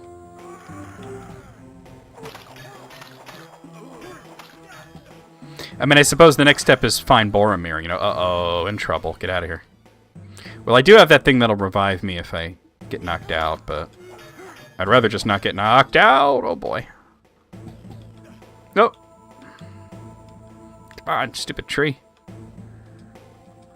I don't know if they're still chasing me. All right, I'll check that out later. Yeah, totally. What did you have for dinner today, by the way? We have to talk about that. That's important stuff. I had a chicken quesadilla. Alright. Oh, God. The fruit's helpful, but... Oh! Alright, alright. Well, I've used up my revive. Yeah, these guys are a lot tougher than the previous Uruk-hai.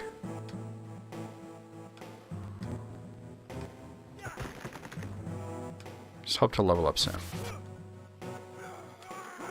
Next level up, put some points into defense. I feel like that's what happened in the PlayStation game. We had that crazy fight against Lurtz. And his horrible car, rental car business. Yeah. Lurtz put you in the driver's seat.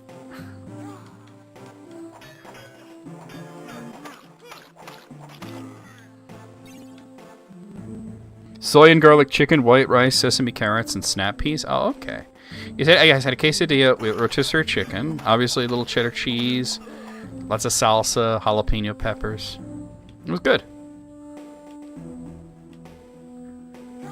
You know me, every meal, any meal is made better with a quesadilla or a tortilla. And if you could add a tortilla to any meal, you're improving it. For midday, you ate rice with diced meat stir fry left over from yesterday. That's a great way to enjoy leftovers. But even better if you were to wrap up in a tortilla, right? Habanero jack cheese. Ooh, I bet that's nice and spicy. Boy, that cheese. Hey, level up. Not that I need that falchion, but we leveled up.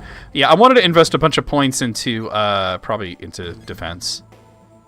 Oh, no, go back. Good with the chicken sandwich? I bet. I'm gonna put it all into defense just because I've been taking a lot of damage from the big. Oh, these guys got crossbows. Or a ba. All right, here's your fantasy writer ridiculous ridiculous trivia. What fantasy writer or series was it that referred to a crossbow as a ba, a B-A-H? Oh, like the ones you showed me, but probably I would imagine you'd punch them up a little bit. I say any enchilada is a breakfast enchilada if you're brave enough. But I feel it was a good idea though.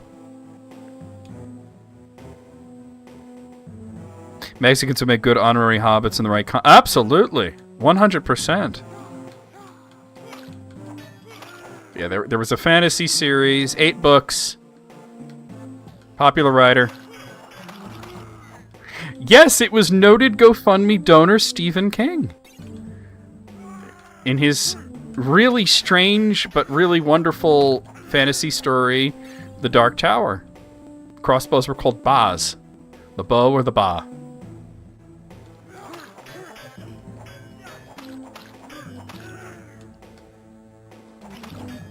So for those of you who don't know what the heck Alice is talking about, Alice had their PlayStation stolen from PlayStation 5, stolen by a FedEx employee, and this is not just something that they use for video games. This is their only access to TV apps and stuff like that. That happened last year. They have a GoFundMe. They're about to post a link to it in case you want to help out, because FedEx and Sony have been most unhelpful and at times even hostile about the situation. Recently got a donation from somebody who just happened to have the name Stephen King, which is pretty funny. Probably just some guy with the same name, but it does happen, unfortunately, especially with FedEx. Now, what's crazy is that when I had to get my new PC, there's the link, and I, highly recommend you guys, even if you just kick in just a little bit of money, it would really help my lead moderator out. They're getting there, with the goal there. But the person who built my PC is a very trusted old-time friend of mine, and Alice, there's Alice on their other chat, oh, that's on YouTube, yeah.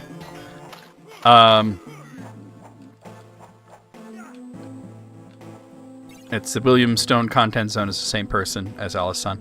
But anyway, the person who sent me when I, had built the PC for me and then sent it via GoFundMe, FedEx, and I was horrified. And they're like, why? And I'm like, and I told them the story about Alice, and they're just like, oh my god, it has alerts. All right, here we go. All right, float like a butterfly, sting like a Numenorian. Whoa! Okay, oh god. All right, he calls in homies. All right, that's great. That makes perfect sense, actually.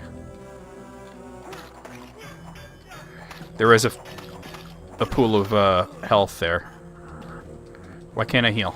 Oh, there it goes.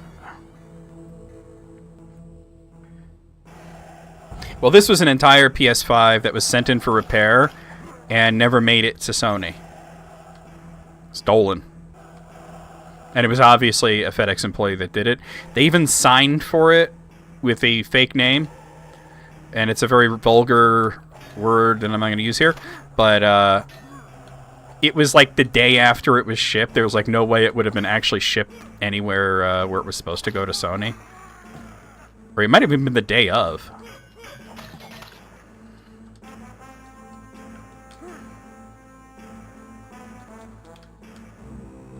There we go. Yeah. I think it's going to be float like a butterfly, sting like a Numenorian.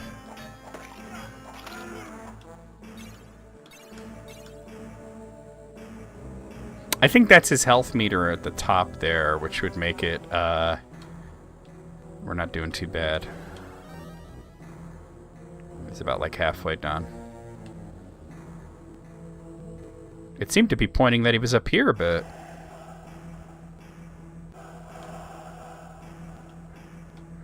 Hey ho. Hey ho. Yeah, it's just the console, which is crazy. This is actual music from the film. It's. I remember what you said, Alice. Afterwards, it was like, I hope this person who stole it enjoys my broken PlayStation with no wires or controllers. Here. I'm just going for it. He's dead. Wow, he's a lot easier in Game Boy version, huh? Fine iron coif. It's nowhere. It's not as good as what I have. I have a really good helmet here. Oh, there goes Lurtz. I guess I just have to go find Boromir. Let the game tell me. I believe they'll probably get Howard Shore back. If not, maybe they could get that Bear McCreary guy. But it's got to be one of the two, right? Actually, wait. Oh, here. I saw him before. Boromir, be still. Aragorn, forgive me. I tried to take the ring from Frodo. Oh, that's unfortunate to hear. Rest, Boromir. I have failed my people. No, Boromir, you have fought bravely. Farewell, my king. Farewell, brave Boromir. The fellowship is broken. We have failed. No, Gimli, we can still catch Frodo with... No, Legolas. Frodo has chosen his own path. He goes to Mordor alone. What is our next move, then? We have business further west, Gimli. Let's hunt some orc. You know what's interesting? They don't mention Merry and Pippin here. He didn't say they've taken the halflings. That's Aragorn's whole reason for wanting to go to the west. They didn't mention Merry or Pippin. That's wild. I mean, these are all actual lines from the movie, but... The vast plains of Rohan. Not enough trees to make a decent home. Nor enough rock to build anything sturdy. But plenty of sun to help us find orc prints. Let us go, gentlemen. We don't want them to reach Isengard. You know, I agree. Like I said, for the new movies, it should be either Howard Shore, or if they can't get him, let Bear McCreary do it. Oh, Gimli's with me. Sweet.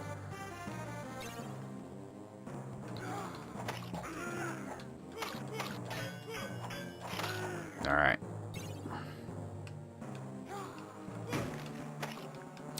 You know what? I actually don't know. I think it is, but I don't know who made this game. I think, I think it was published by Electronic Arts, but let's see who actually developed it. Let's find out.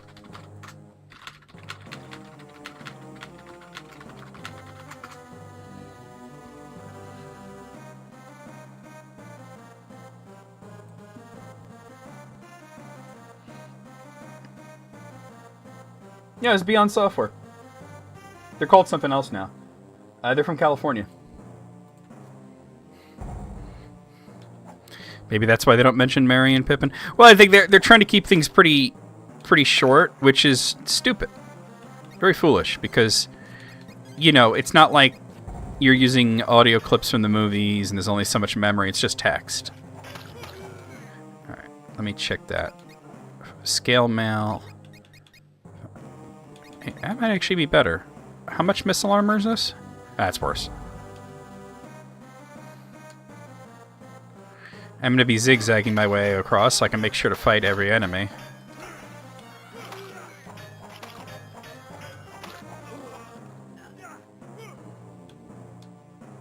No, I mean, like, Frodo was there, obviously, but I just feel like it was weird that in that conversation, like, Aragorn suddenly, like, we have to go to the west and hunt orc, and he doesn't mention why. Like, Merry and Pippin were sort of left out of the conversation there. Oh, orcs.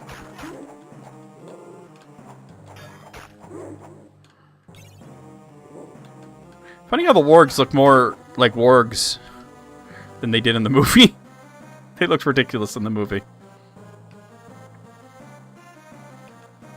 Actually, I think it's probably... I'm going to be honest with you, Vorg, it's probably the opposite. It's probably like, why aren't there hobbits in every scene, you know? They taken the hobbits to Isengard, exactly, Joe Quake. We needed the line, right? Isengard, guard. They taken the hobbits, you know, like, come on. I know, Alice, I know. I was like, ooh, that's unfortunate. Like, come on, how come that's not in this game? But that's okay. You know what? This game is so much better than the previous two towers.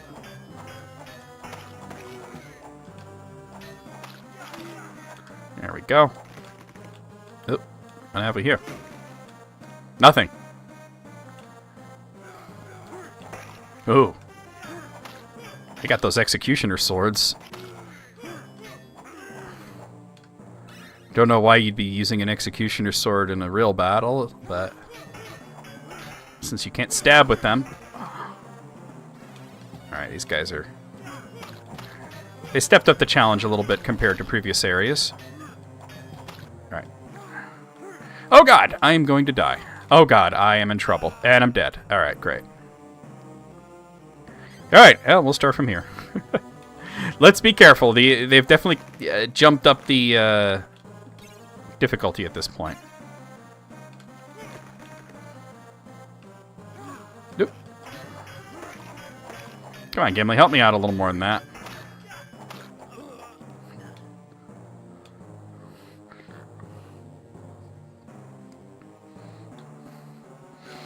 Well, no, I don't. You have to remember that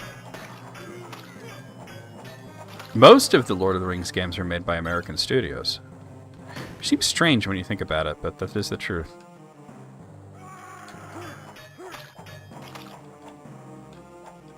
Killing Lurtz was easier than getting through this, huh?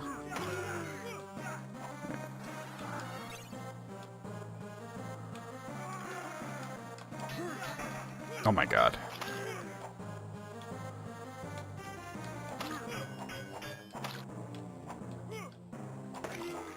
Alright, cool.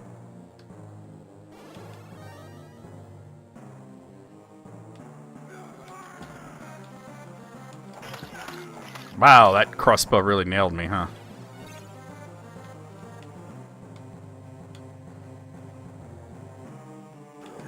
This music is kind of almost Terminator-ish, isn't it?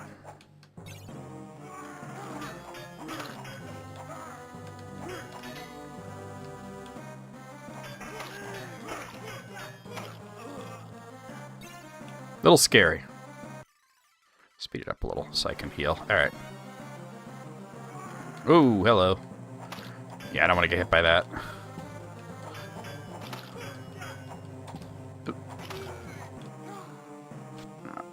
I don't really need that pot helm, but okay. Shoes.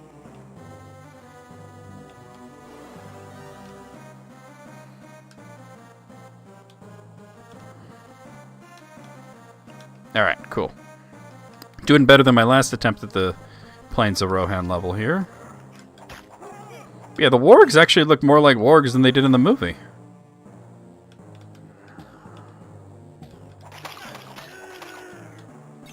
Takes a few seconds to reload a crossbow. Oh. Yeah, these guys are the executioner sort are a little scary. You gotta take advantage of the fact that the reach that he has is a lot longer than what it looks like.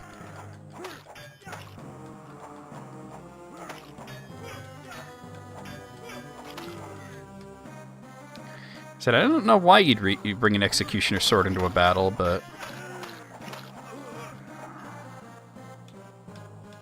Yeah, the hitbox is big. It's nice and disjointed. Oh boy.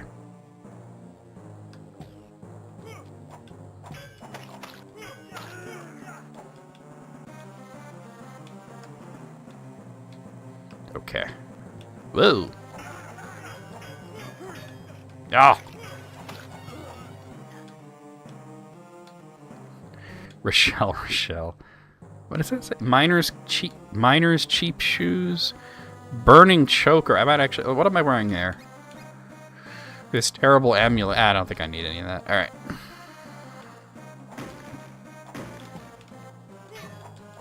Oh.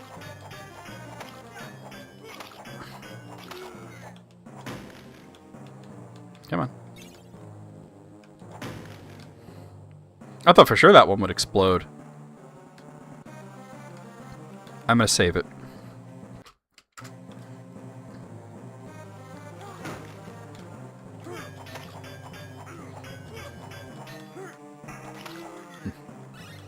Guy was carrying mushrooms. Just imagine just having mushrooms in your pocket, like as you're walking around. Seems strange to me. Like I'm just saving these for later. I feel like Frodo would do that though. Soldier's sword. Let's see if that's anything that I want.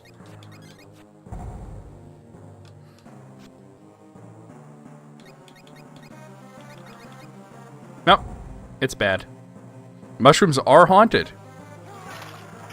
I will hear nothing else. They're of the Barrow Downs and the Dead Marshes.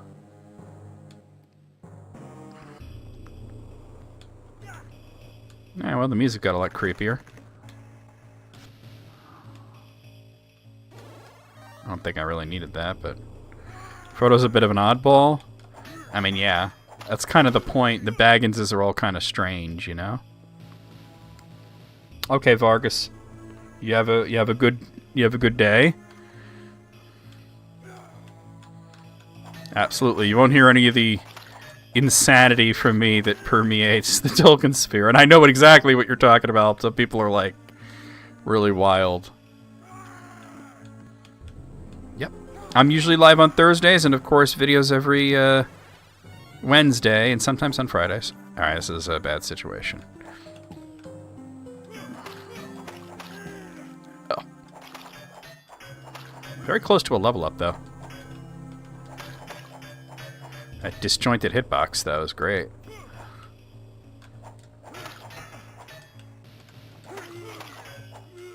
Look how far away he was! The hitbox is crazy disjointed when you're facing in that direction.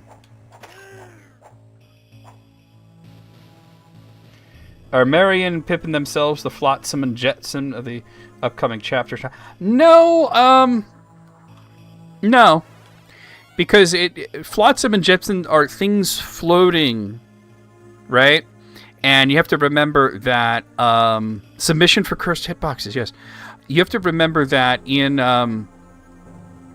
that section, Isengard has been flooded, the dam was broken, and all the water's there, so there's just bits of everything floating around, and so, you know, Merry and Pippin, they find the pipe weed and their meals and everything, you know, just sort of floating around.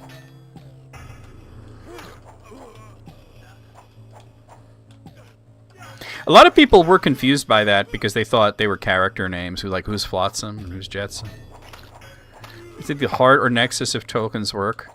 Oh, I like that question a lot. I like that question a lot. There's the most important theme. The heart of it all is you can't achieve a good end by a bad mean. You can't do something bad and expect something good to happen. We see it with Melkor, we see it with Sauron, we see it with Saruman, we see it with Feanor, we see it with Grima, you know. Everybody that, even Gandalf says, Gandalf and Galadriel are tempted to take up evil means to do something bad. They both reject it. You know. But that's the biggest theme. The ends don't justify the means. You can't achieve a fair end through foul means. Like that question.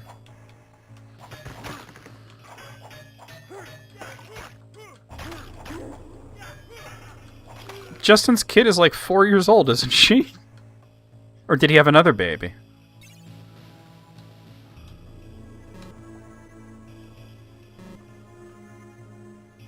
Another one? Okay, because I was like, I'm thinking, because I know about Harper. Well, good for him. I'll have to come by his stream at some point and congratulate him. I don't want that.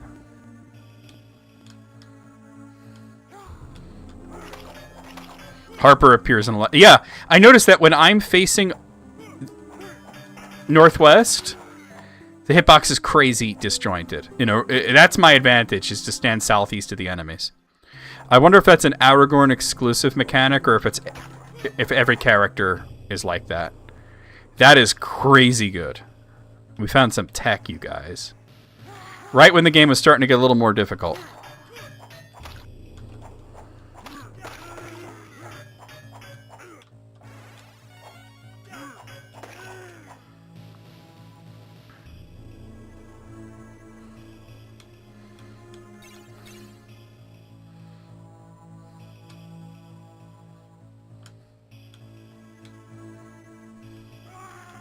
Ah! It's like, alright, I'll fight you, but you ain't gotta be yelling at me. Oh, Alice, remember how I was waiting on my charging cables? Hey, Adby, how's it going? Check it out. So, mistakes were made on my part. Check it out. I pulled it out and I'm like, wow, these are cool. Nice quality braided cable, right? Looks good, right? Alright, there's USB-C. Here's the other end. Oh, USB-C. I had to rush order a charging nugget that has USB-C charging nugget. Oh, just another brilliant move from the mind of John Sierra. I know, but I'm keeping them. I'm not, you know, like I'm just gonna get a charging nugget. So I have my phone right now just to try it out. I have it plugged directly into my computer because my computer does have a USB-C charging portion. I'm gonna plug it, but it's so slow because computer charging is just terrible. Charging nuggets are cheap. Yeah, I mean, it was only $15 because I wanted a nice 65 watt one. But at the same time, it's like, I have to wait till tomorrow now. All right, let's see. Where's my guiding arrow? Remember when we didn't have USBs? Yeah, I don't miss not having USB. So I'm supposed to kind of keep going to the west, but maybe I have to go further north or something. Oh, God.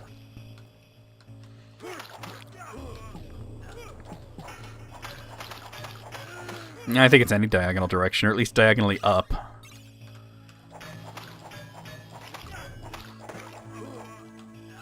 Like a mile away from the guy. It's Aragorn doing his best impression of Dalsim. Which did watch the Street Fighter trailer. My thought? They really want to make it bad in a unique way that's different from all the other bad Street Fighter movies. It looks terrible. Alright. I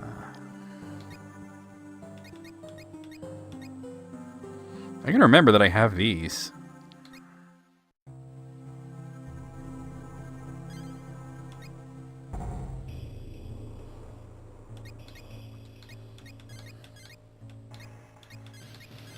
Okay. I had a controller that plugged into the printing port. It was a Gravis gamepad that plugged into the printer port. It was also terrible. Bad controller. I just sounded like Peace from Wizards. Bad controller.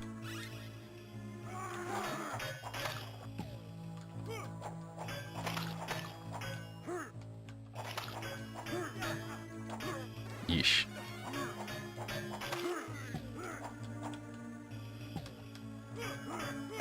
Oh, got it. No, it's just upwards diagonal. Those PS2 ports were slow. Yes! Ralph Bakshi reference. Dude, Bakshi's a really cool guy, too. I'm friends with him on Facebook. He's really cool.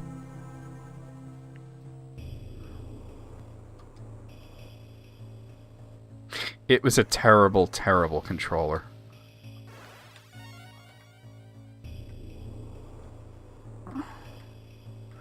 Keep to the healing thing, which is this, I think.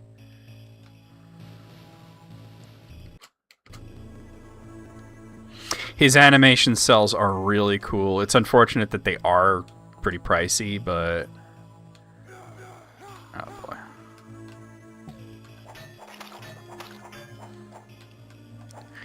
almost like a chess knight sort of movement there. Like you kind of, it's not exactly diagonal, but it's like kind of down and slightly to the right. It works really well.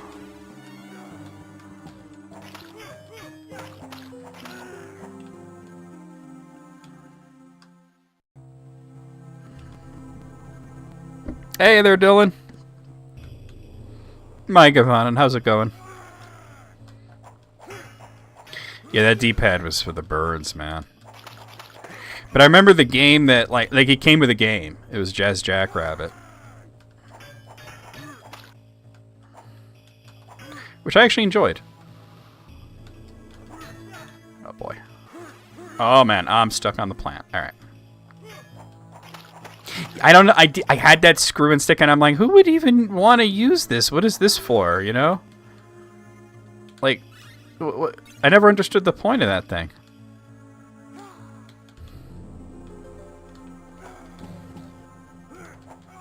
Yeah.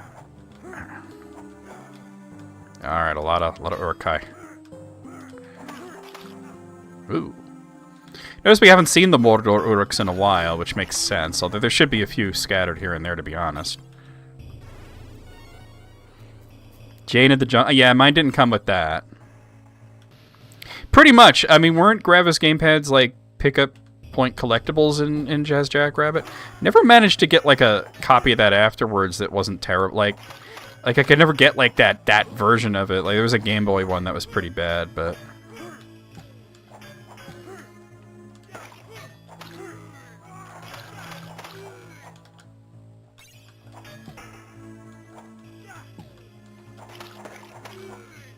About over here. Some mushrooms. Somebody put that in a box.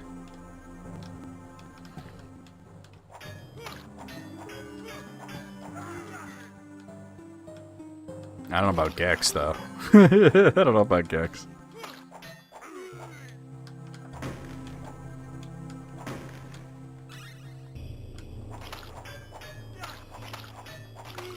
There we go. Yeah. I don't know where Gimli went. What's in the box? $4. I don't know where Gimli went, and Legolas doesn't seem to be here right now. Ooh.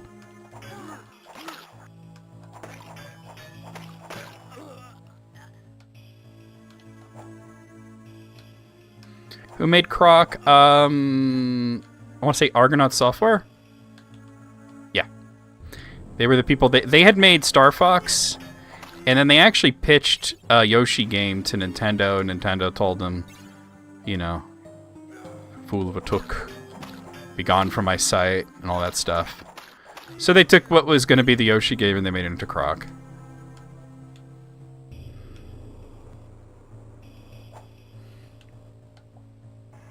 They're liars.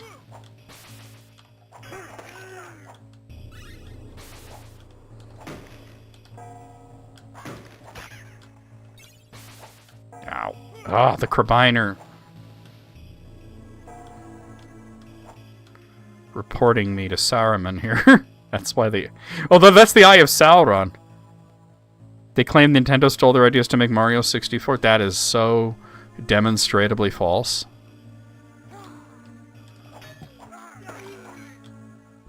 The Elf Lord's bow. Wait, I could use bows? Hold on. 6 to 12 damage? Unique? That's more damage than what I'm doing, and I can hit from further away?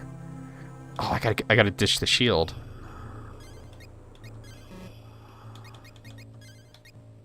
Hold on. Or maybe it's for, like, when you play as, like, Legolas or something. No, you can't equip it. I'll hang on to that, though.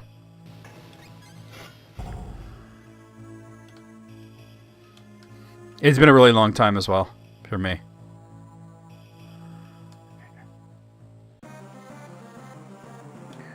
Alright, now the musical adventurous. Not creepy like that last area.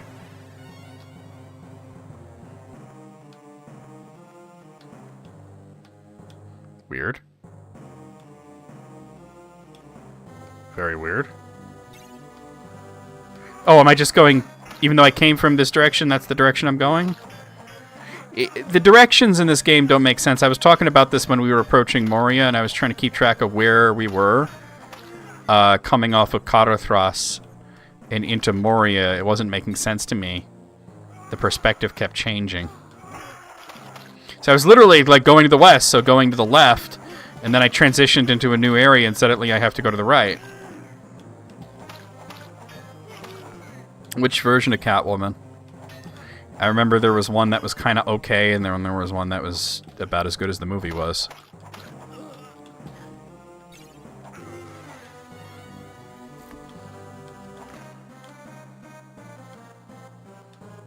Oh. Wait, was that Legolas? It was. Aragorn, look here. A slaughter. Mordor orcs versus Saruman's breed. Oh, so the bad one. Okay. There was like a Game Boy one that was kind of okay. These tracks head north, deeper into Fangorn Forest. Oh, that's why, because we're at Fangorn. Alright. Fangorn, more devilish elven woods. The forest is very old indeed. Old and angry. Stay alert. Stay close. Hey, I have a bow for you. Would you like it? No? Alright. No, Galadriel gave me one. Alright.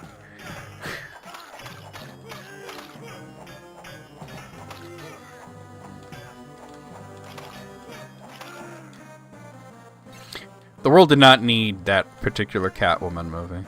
I'm not saying the world didn't need a Catwoman movie, but it didn't need that particular one. You know what's the most insane thing about that film is the editing is just... there's no really like word to describe the editing other than epileptic. You know? It's just... That's the only word that I can think. 1 strength, 1 accuracy, 1 defense, 5 shield block. That's way better than what I have.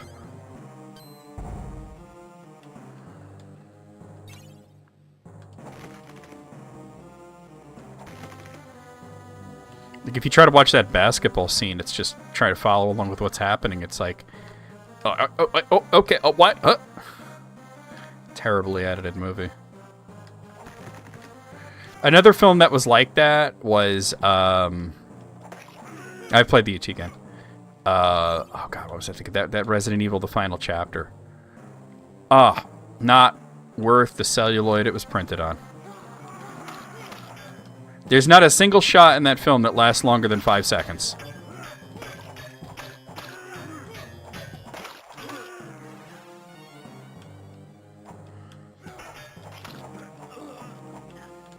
There's a scene where a character just walks down like 3 steps. It's like, it's just like 5 different shots. It's crazy. Alright. Oh, okay. Had to find the sweet spot there. Filthy Mordor orcs. This is Fangorn. Saruman want us to stay away. A vile place this is. The forest ate him. Crush their bones. Then we go no further. Let the Mordor scum perish.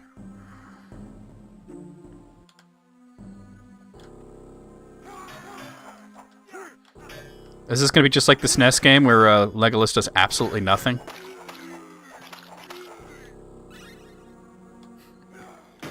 Like, at least Gimli takes a swipe at the enemies every once in a while. I don't need that. Legolas is just kind of like wandering around like, I don't know what's going on here, man. Like, so we're in Fangorn. Alright.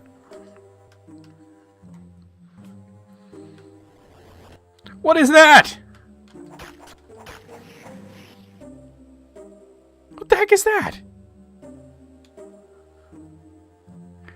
What kind of Tolkien creature was that? Just this blob of fire? Hey, Matt, how's it going? There's more of them. What are these things?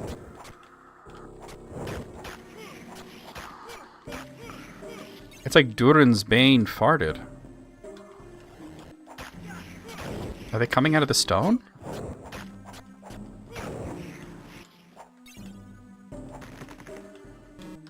I've never seen anything like that.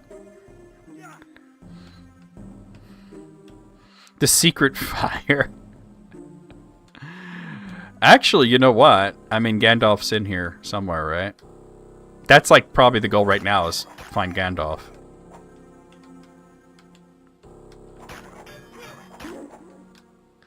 Actually, it's probably some devilry of Saruman. Because if you remember before these guys went into the forest, there was an old man that scared their horses away. A William of the Wisp. Welcome back, Sarah.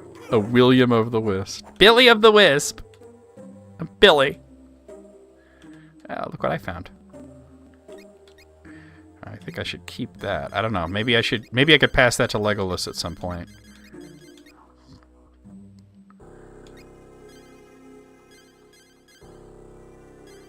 Spending a whole bunch of money. The flame It's not the flame imperishable, it's the flame perishable. Alright.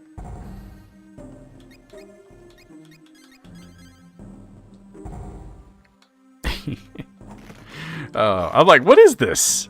Never seen a creature like that in any Tolkien game. I mean, the Super NES game had ghosts that were like the Barrow Wights, but this is totally the wrong part of the world for there to be Barrow. There's also the wrong part of the world for there to be spiderwebs on the trees. There are no spiders in Fangorn Forest. That's very much a Mirkwood thing. Look at this tiny little tree. That's adorable. I mean, I know Aragorn is big, but wow. I feel like I'm a little turned around here. Let's see if the game wants to give me a little arrow to tell me what to... No, I guess not.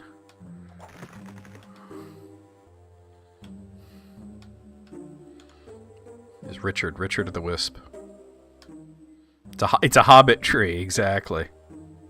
This one's even smaller. There's a lot of baby trees in here. This feels like this is where I first started, isn't it? I just went in a giant circle. Okay, cool. Giant circle happened. I mean, I feel like I should just keep going north.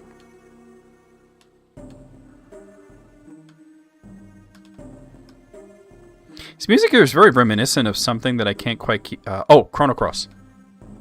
Chrono Cross, yes. It's a bonsai tree for hobbits. Oh, alright. If I can get around this wall... Can I kind of just squeeze through here? Can I go around that? No? Alright, we gotta find another way. What is this, a tree for ants?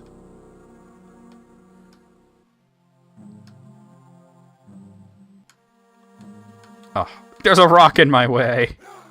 Oh, hello.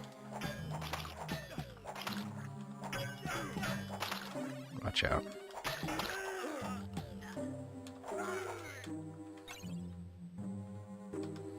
Ah, I can get across here. Okay.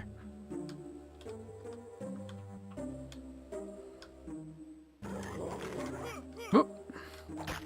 More wargs. There shouldn't be wargs or anything in here, but it's a video game, so you have to add a little action, you know? What is this? Dwarven longsword? I haven't changed swords in so long. I see, because I keep finding ones that are worse than what I already have. There's a little shack here.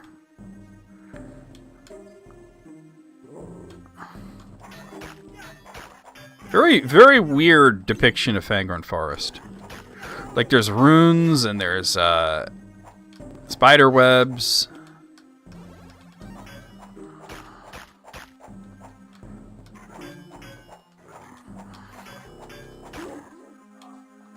Very strange. The Love Shack. And don't forget to bring your jukebox money, because apparently they don't have a regular record player at the Love Shack. I hate that song.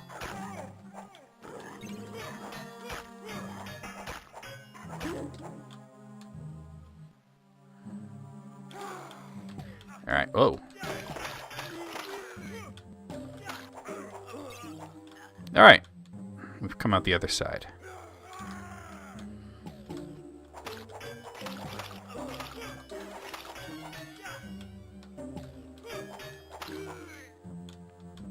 Good deal.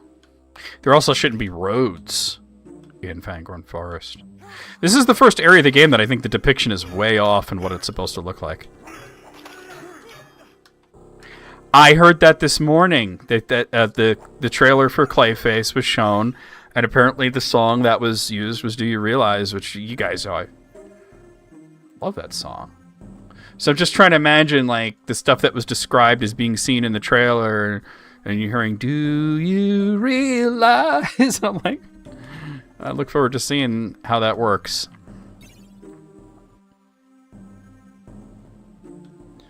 "15 miles to the Low Shack." No, what it said was last train to Clarksville.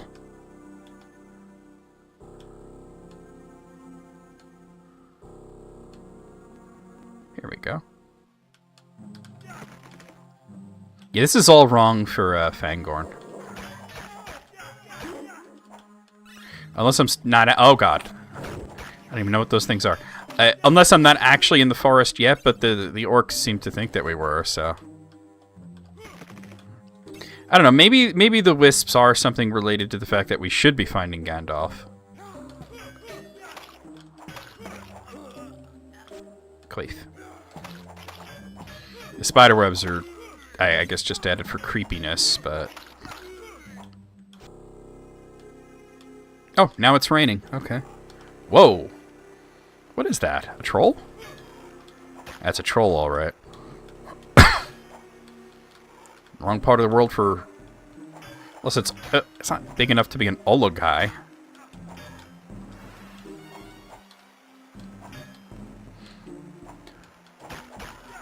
Look, if they didn't want me to play What's New Pussycat 15 times in a row on the jukebox, then they should have said something ahead of time. That'll be trolls in the wood.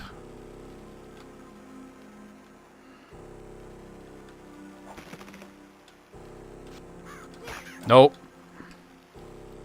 No Crabine are going to be reporting my position.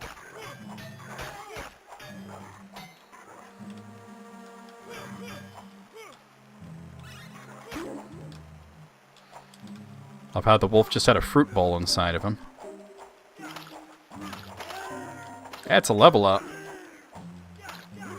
Oh, clean. Okay. I think it's just keep putting points into the heal.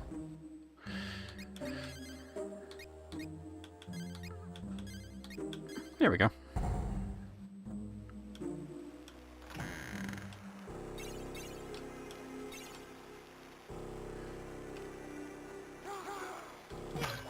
See, that's how you could tell it's a Western developer.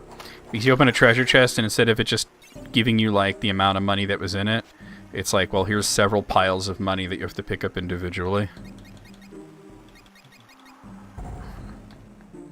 That's a very Western developed sort of trope, you know? Those things don't seem all that dangerous, at least. Whatever they are.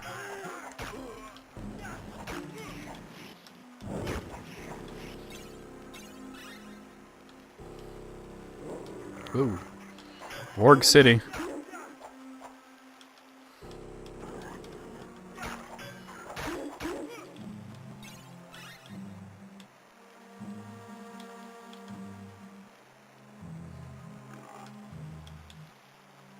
Okay.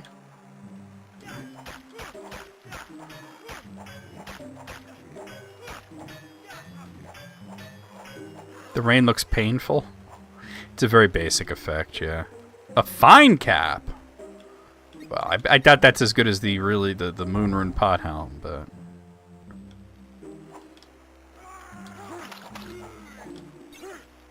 Yeah, it's a pretty basic visual effect.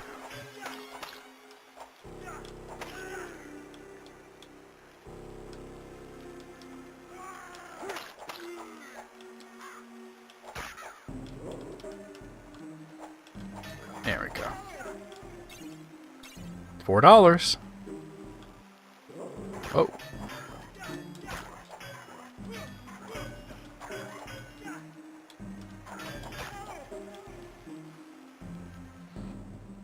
Okay. Moving right along.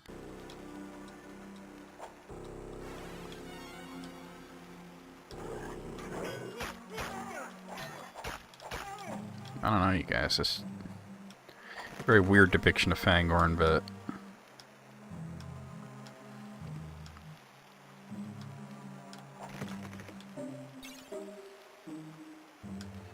Let's see what we got here. Oh, I don't really need a cloth shirt, or... I'll take the money, though.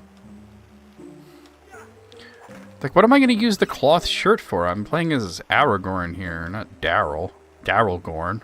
That's his younger, hotter brother. But wait. Yeah, get the whetstone.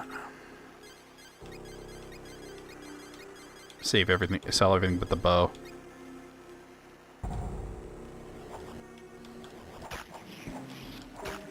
If you get the Daryl Gorn reference, then I applaud you. They do appear to be coming out of, like, barrows, almost. Like, these are supposed to be, like, barrow wights, but that can't be. They're coming out of, like, these cracks in the rocks. Very strange enemy choice there.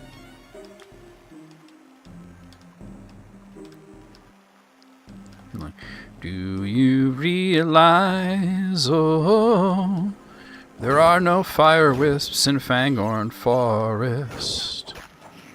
Do you realize that every orc you know someday will die?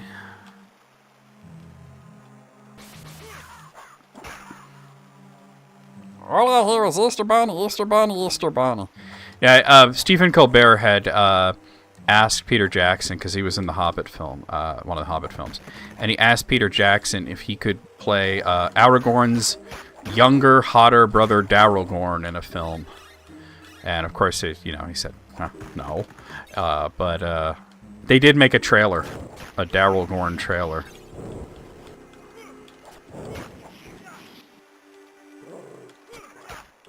Oh, that's a very big warg. That might be a werewolf, is what that might be.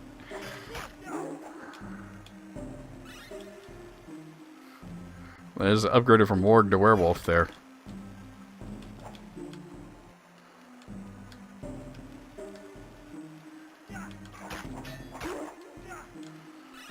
His younger brother isn't he'd be 67, right? Of course, Aragorn doesn't have any siblings, much less younger siblings. His father died when he was only 2 years old anyway.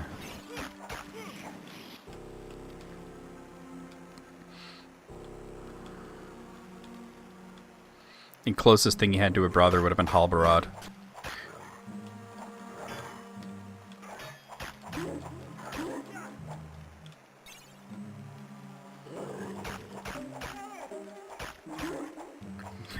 Their Wolf, Their Castle.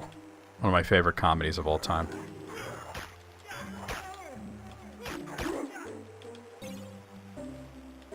Hey, the rain stopped. Whoa. Well, these guys aren't so bad, to be honest. As far as Uruk-hai go, they're pretty wimpy. It's the armored ones that are nasty.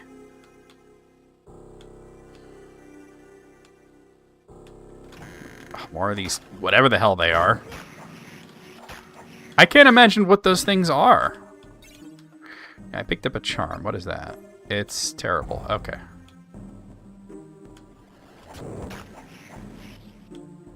But they always seem to be coming out of these, like, cracks in rocks and stuff, but I can't imagine what they're supposed to be.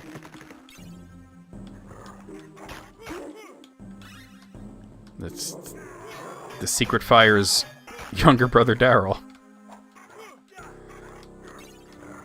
Oh god. Alright, bad. Alright.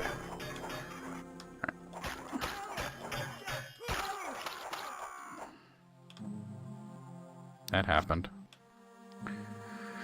Long sword. That's terrible. I keep finding worse swords than what I have. But I feel like I'm well overdue for a new sword. Like, I don't know why he wouldn't have Anduril at this point, but it's based on the movie, so he doesn't get Anduril till Return of the King. Good luck on what, kids? Oh. Got him. Alright. Yeah, okay, here we go. Oh, he's the... Well then, that was not so... Oh, that was Legolas! He actually did something. Legolas is here. Hey, Legolas, I found a bow. Do you want it, or... I don't think I can give Legolas the bow I have. don't know why I found a bow when Aragorn in this game does not use bows. He did in the PlayStation version, but... Oh god, that's not what we were currently playing.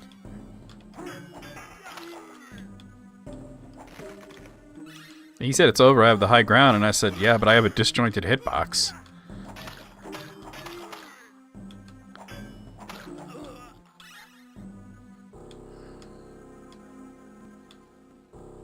I would almost expect this to be like,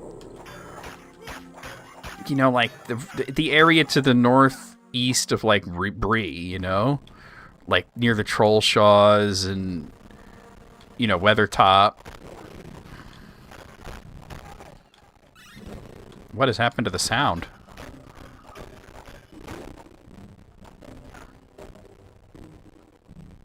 What has happened to the sound all of a sudden?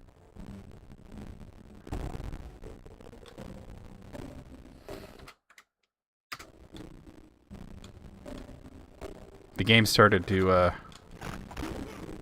sound like this. Not sure why. Alright, let me see if that's maybe something on my end doing that. Give me a moment, guys. Just restart that whole situation. I doubt very much that suddenly that part of the game is supposed to sound like that, you know?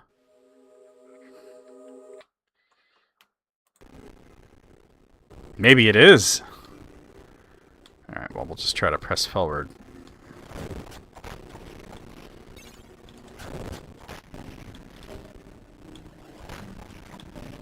Very strange.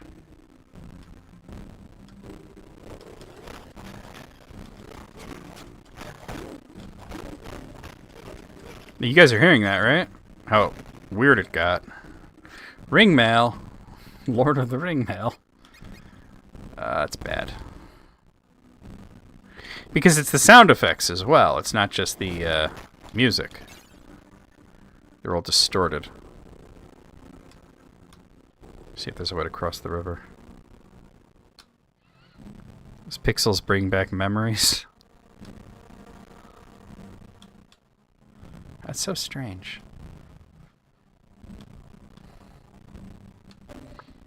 Yeah, I don't know, the music and sounds and everything started to get really weird. Hopefully it stops doing that after a bit. Oh, that is not the button to be pressing.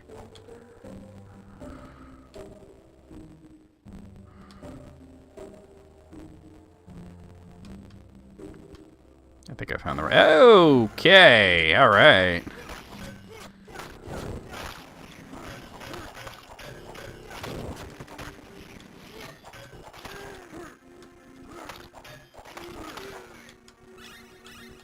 Yeah, it seems to be getting better. I mean, it's not perfect, but it seems to be getting better.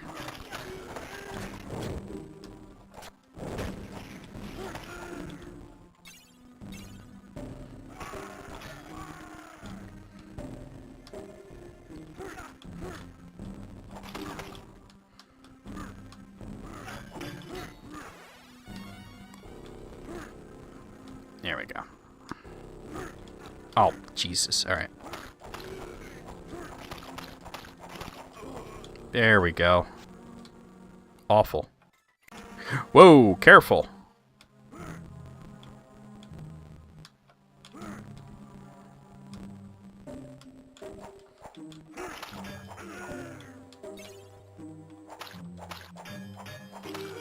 That guy doesn't know what happened. Aragorn doesn't even know what happened.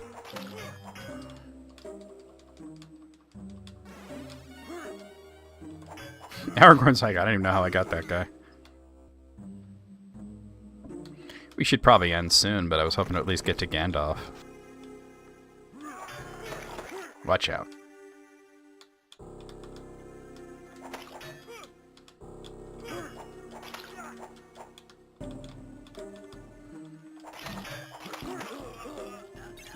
Good stuff, good stuff. Don't need a cape. Yeah, the audio distortion has gone away, so... Maybe it really was just the area that I was in.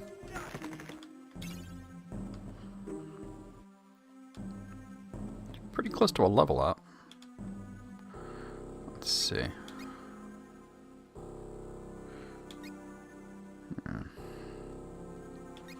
I don't think... Maybe I can scare up 2,000 jump for that. Probably not. Oh, I'm not selling that. Yeah. Oh, well.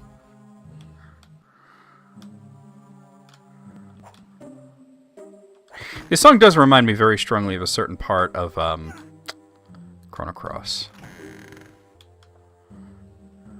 Elven Modeled Flambird. Hold on, let's see. Let's check that out. Finally found something that does more damage than the sword I have. The Elven Modeled Flambird. Very cool.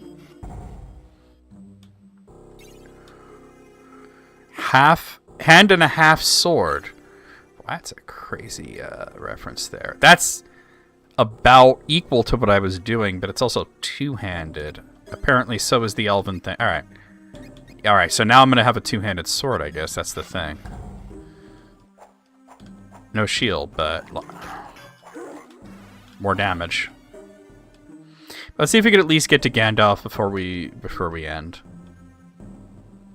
Next week I'm gonna do another reading, by the way, so we'll be returning with the Return of the King next week.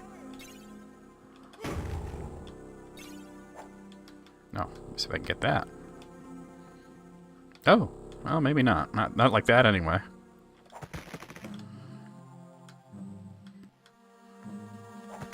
I gotta say, compared to the PlayStation version, there's a lot more content in this. We haven't even finished one of the campaigns at the end of our second stream, whereas it only really took 2 streams to get through the PlayStation one. Is that the jacket? Oh, had chains that would jingle. They both met movie stars, partied and mingled. There A&R man said, I don't hear a single. The box was smashed wide open.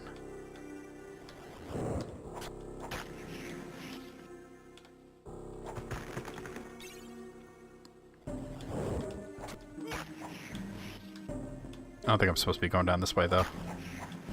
Well, I'm close to leveling, so... no harm, no foul looking around, right?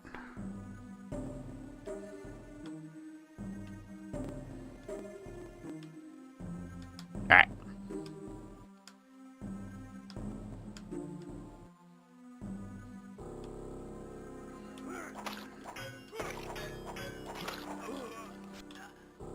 Wait, what was that called? A ward collar. Okay. No, thank you. I bet you there'd be a certain type of person in Middle-earth who would wear a ward collar. No, I've been this way. Definitely don't go that way.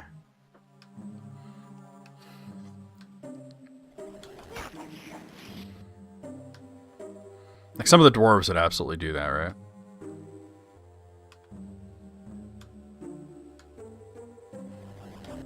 Probably a few types of people, yeah.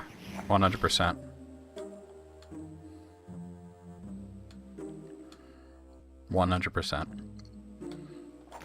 A lot of dwarves, few hobbits, like one elf.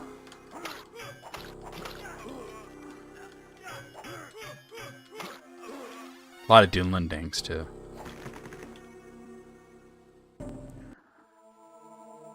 Oh, that is a big troll. Okay, wow, I'm already, like, dead. Alright. Sauron on the weekends? Wow, you know what weekends are for. Oh. Alright, and there's little trolls. I don't remember a giant troll being in the, in Fangorn Forest. Here's a boss. I see his health meter.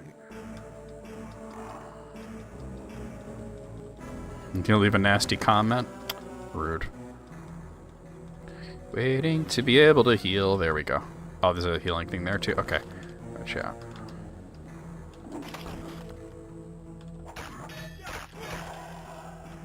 Alright. So the Lurtz music has just become every boss music. Oh, not the button I wanted.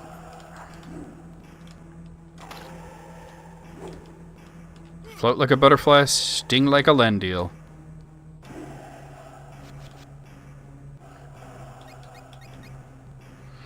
Cheap-tempered hand and a half sword. 7 to 14? I'm using 8 to 16, so... The concern troll. Oh no. Like, him? The concern troll?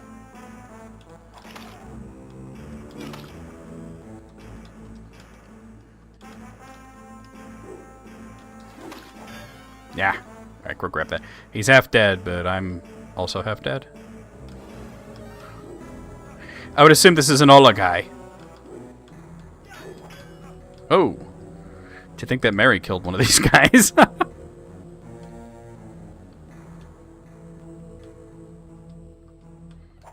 That's why he wound up calling his sword Troll's Bane.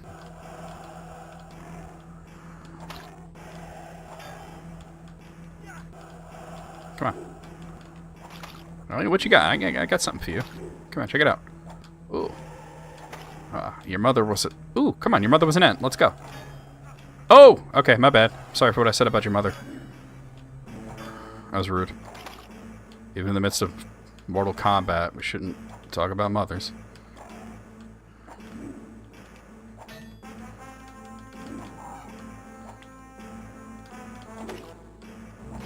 Got him!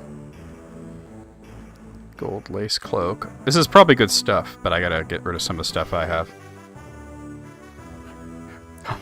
You only adopted concern, Charlie. I was born into it, molded by it.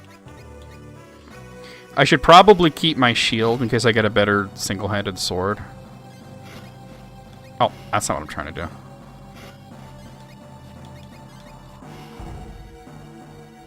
So let's see. Gold lace cloak, fine chainmail. Hold on. Ba, ba, ba, ba. Okay, so the gold lace cloak, 1 melee, 1 missile, 2 defense, 3 courage.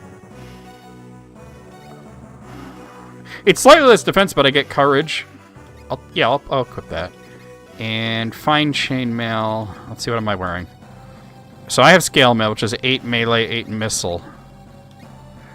This is 8 melee, 3 missile, so that's objectively worse.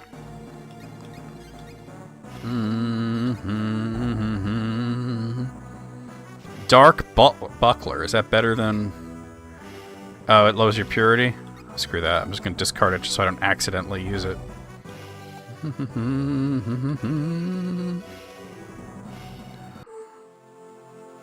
Oh, cutscene. This must be Gandalf. Yep, there he is. The White Wizard. Show yourself, Saruman. Saruman. The name curdles my blood.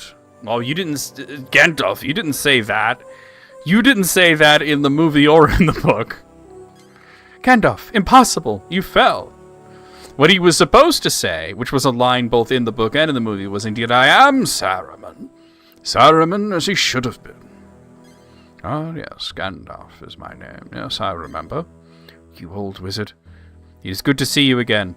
We took you for the enemy. Saruman, yes. Unfortunately for him, Middle-earth is no longer requires his counsel. Let us go. Wow, no capital E on Middle-earth. Quickly, for his influence is spreading. To Theoden's Hall in Erebus. The men of Rohan are unfriendly these days. They have good reason to be wary of strangers. Saruman's influence is too close for comfort. Come, let us leave these woods and pay Theoden a little visit. Perhaps even a large visit. Oh. I guess we could just... yeah.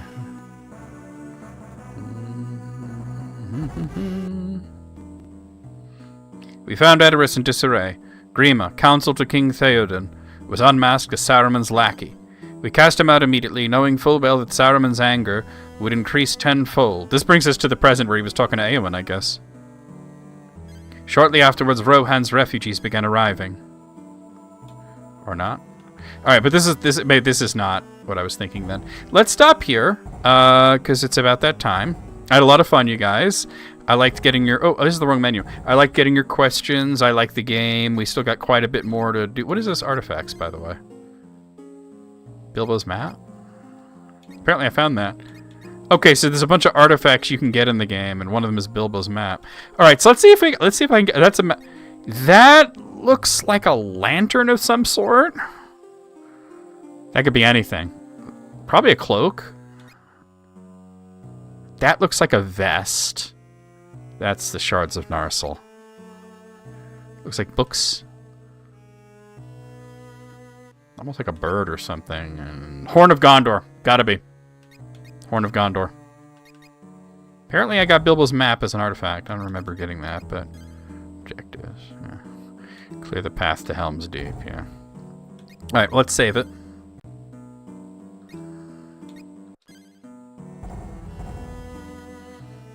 Okay, and I'm going to make one of these saves as well, because it's always good to have redundancy. So, really great. Schedule-wise, like I said, next week we are going to return with another reading. So I'll actually be on this screen, and we'll be reading The Return of the King. We only got one chapter into it, because it's a dense book, and there's a lot to talk about. So, you know. But anyway, that's in 1 week. Both here on Twitch and on YouTube as well on the 23rd. Thursday the 23rd. And then the next live stream will be Thursday the 7th. I'll have Matt and Sid with me for the Council of Tolkien. So that's what's going to happen then. For those of you that are watching on Twitch, you know I stream every day. Tomorrow is Dragon Quest 2. Let's see. Saturday is Xenoblade 3.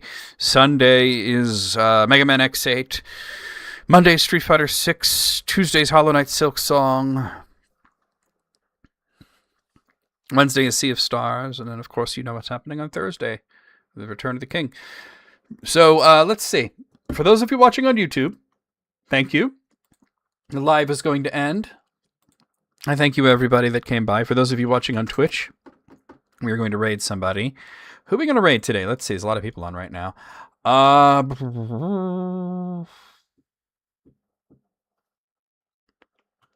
I like to raid...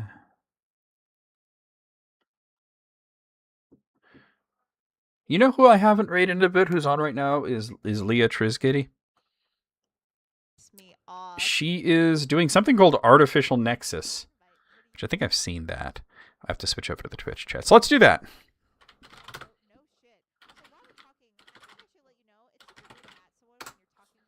I'll give you guys a raid call here.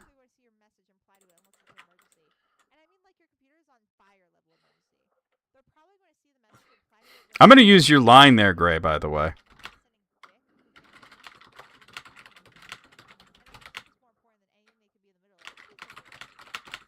I'm going to use your concern trolling line, the Bane thing.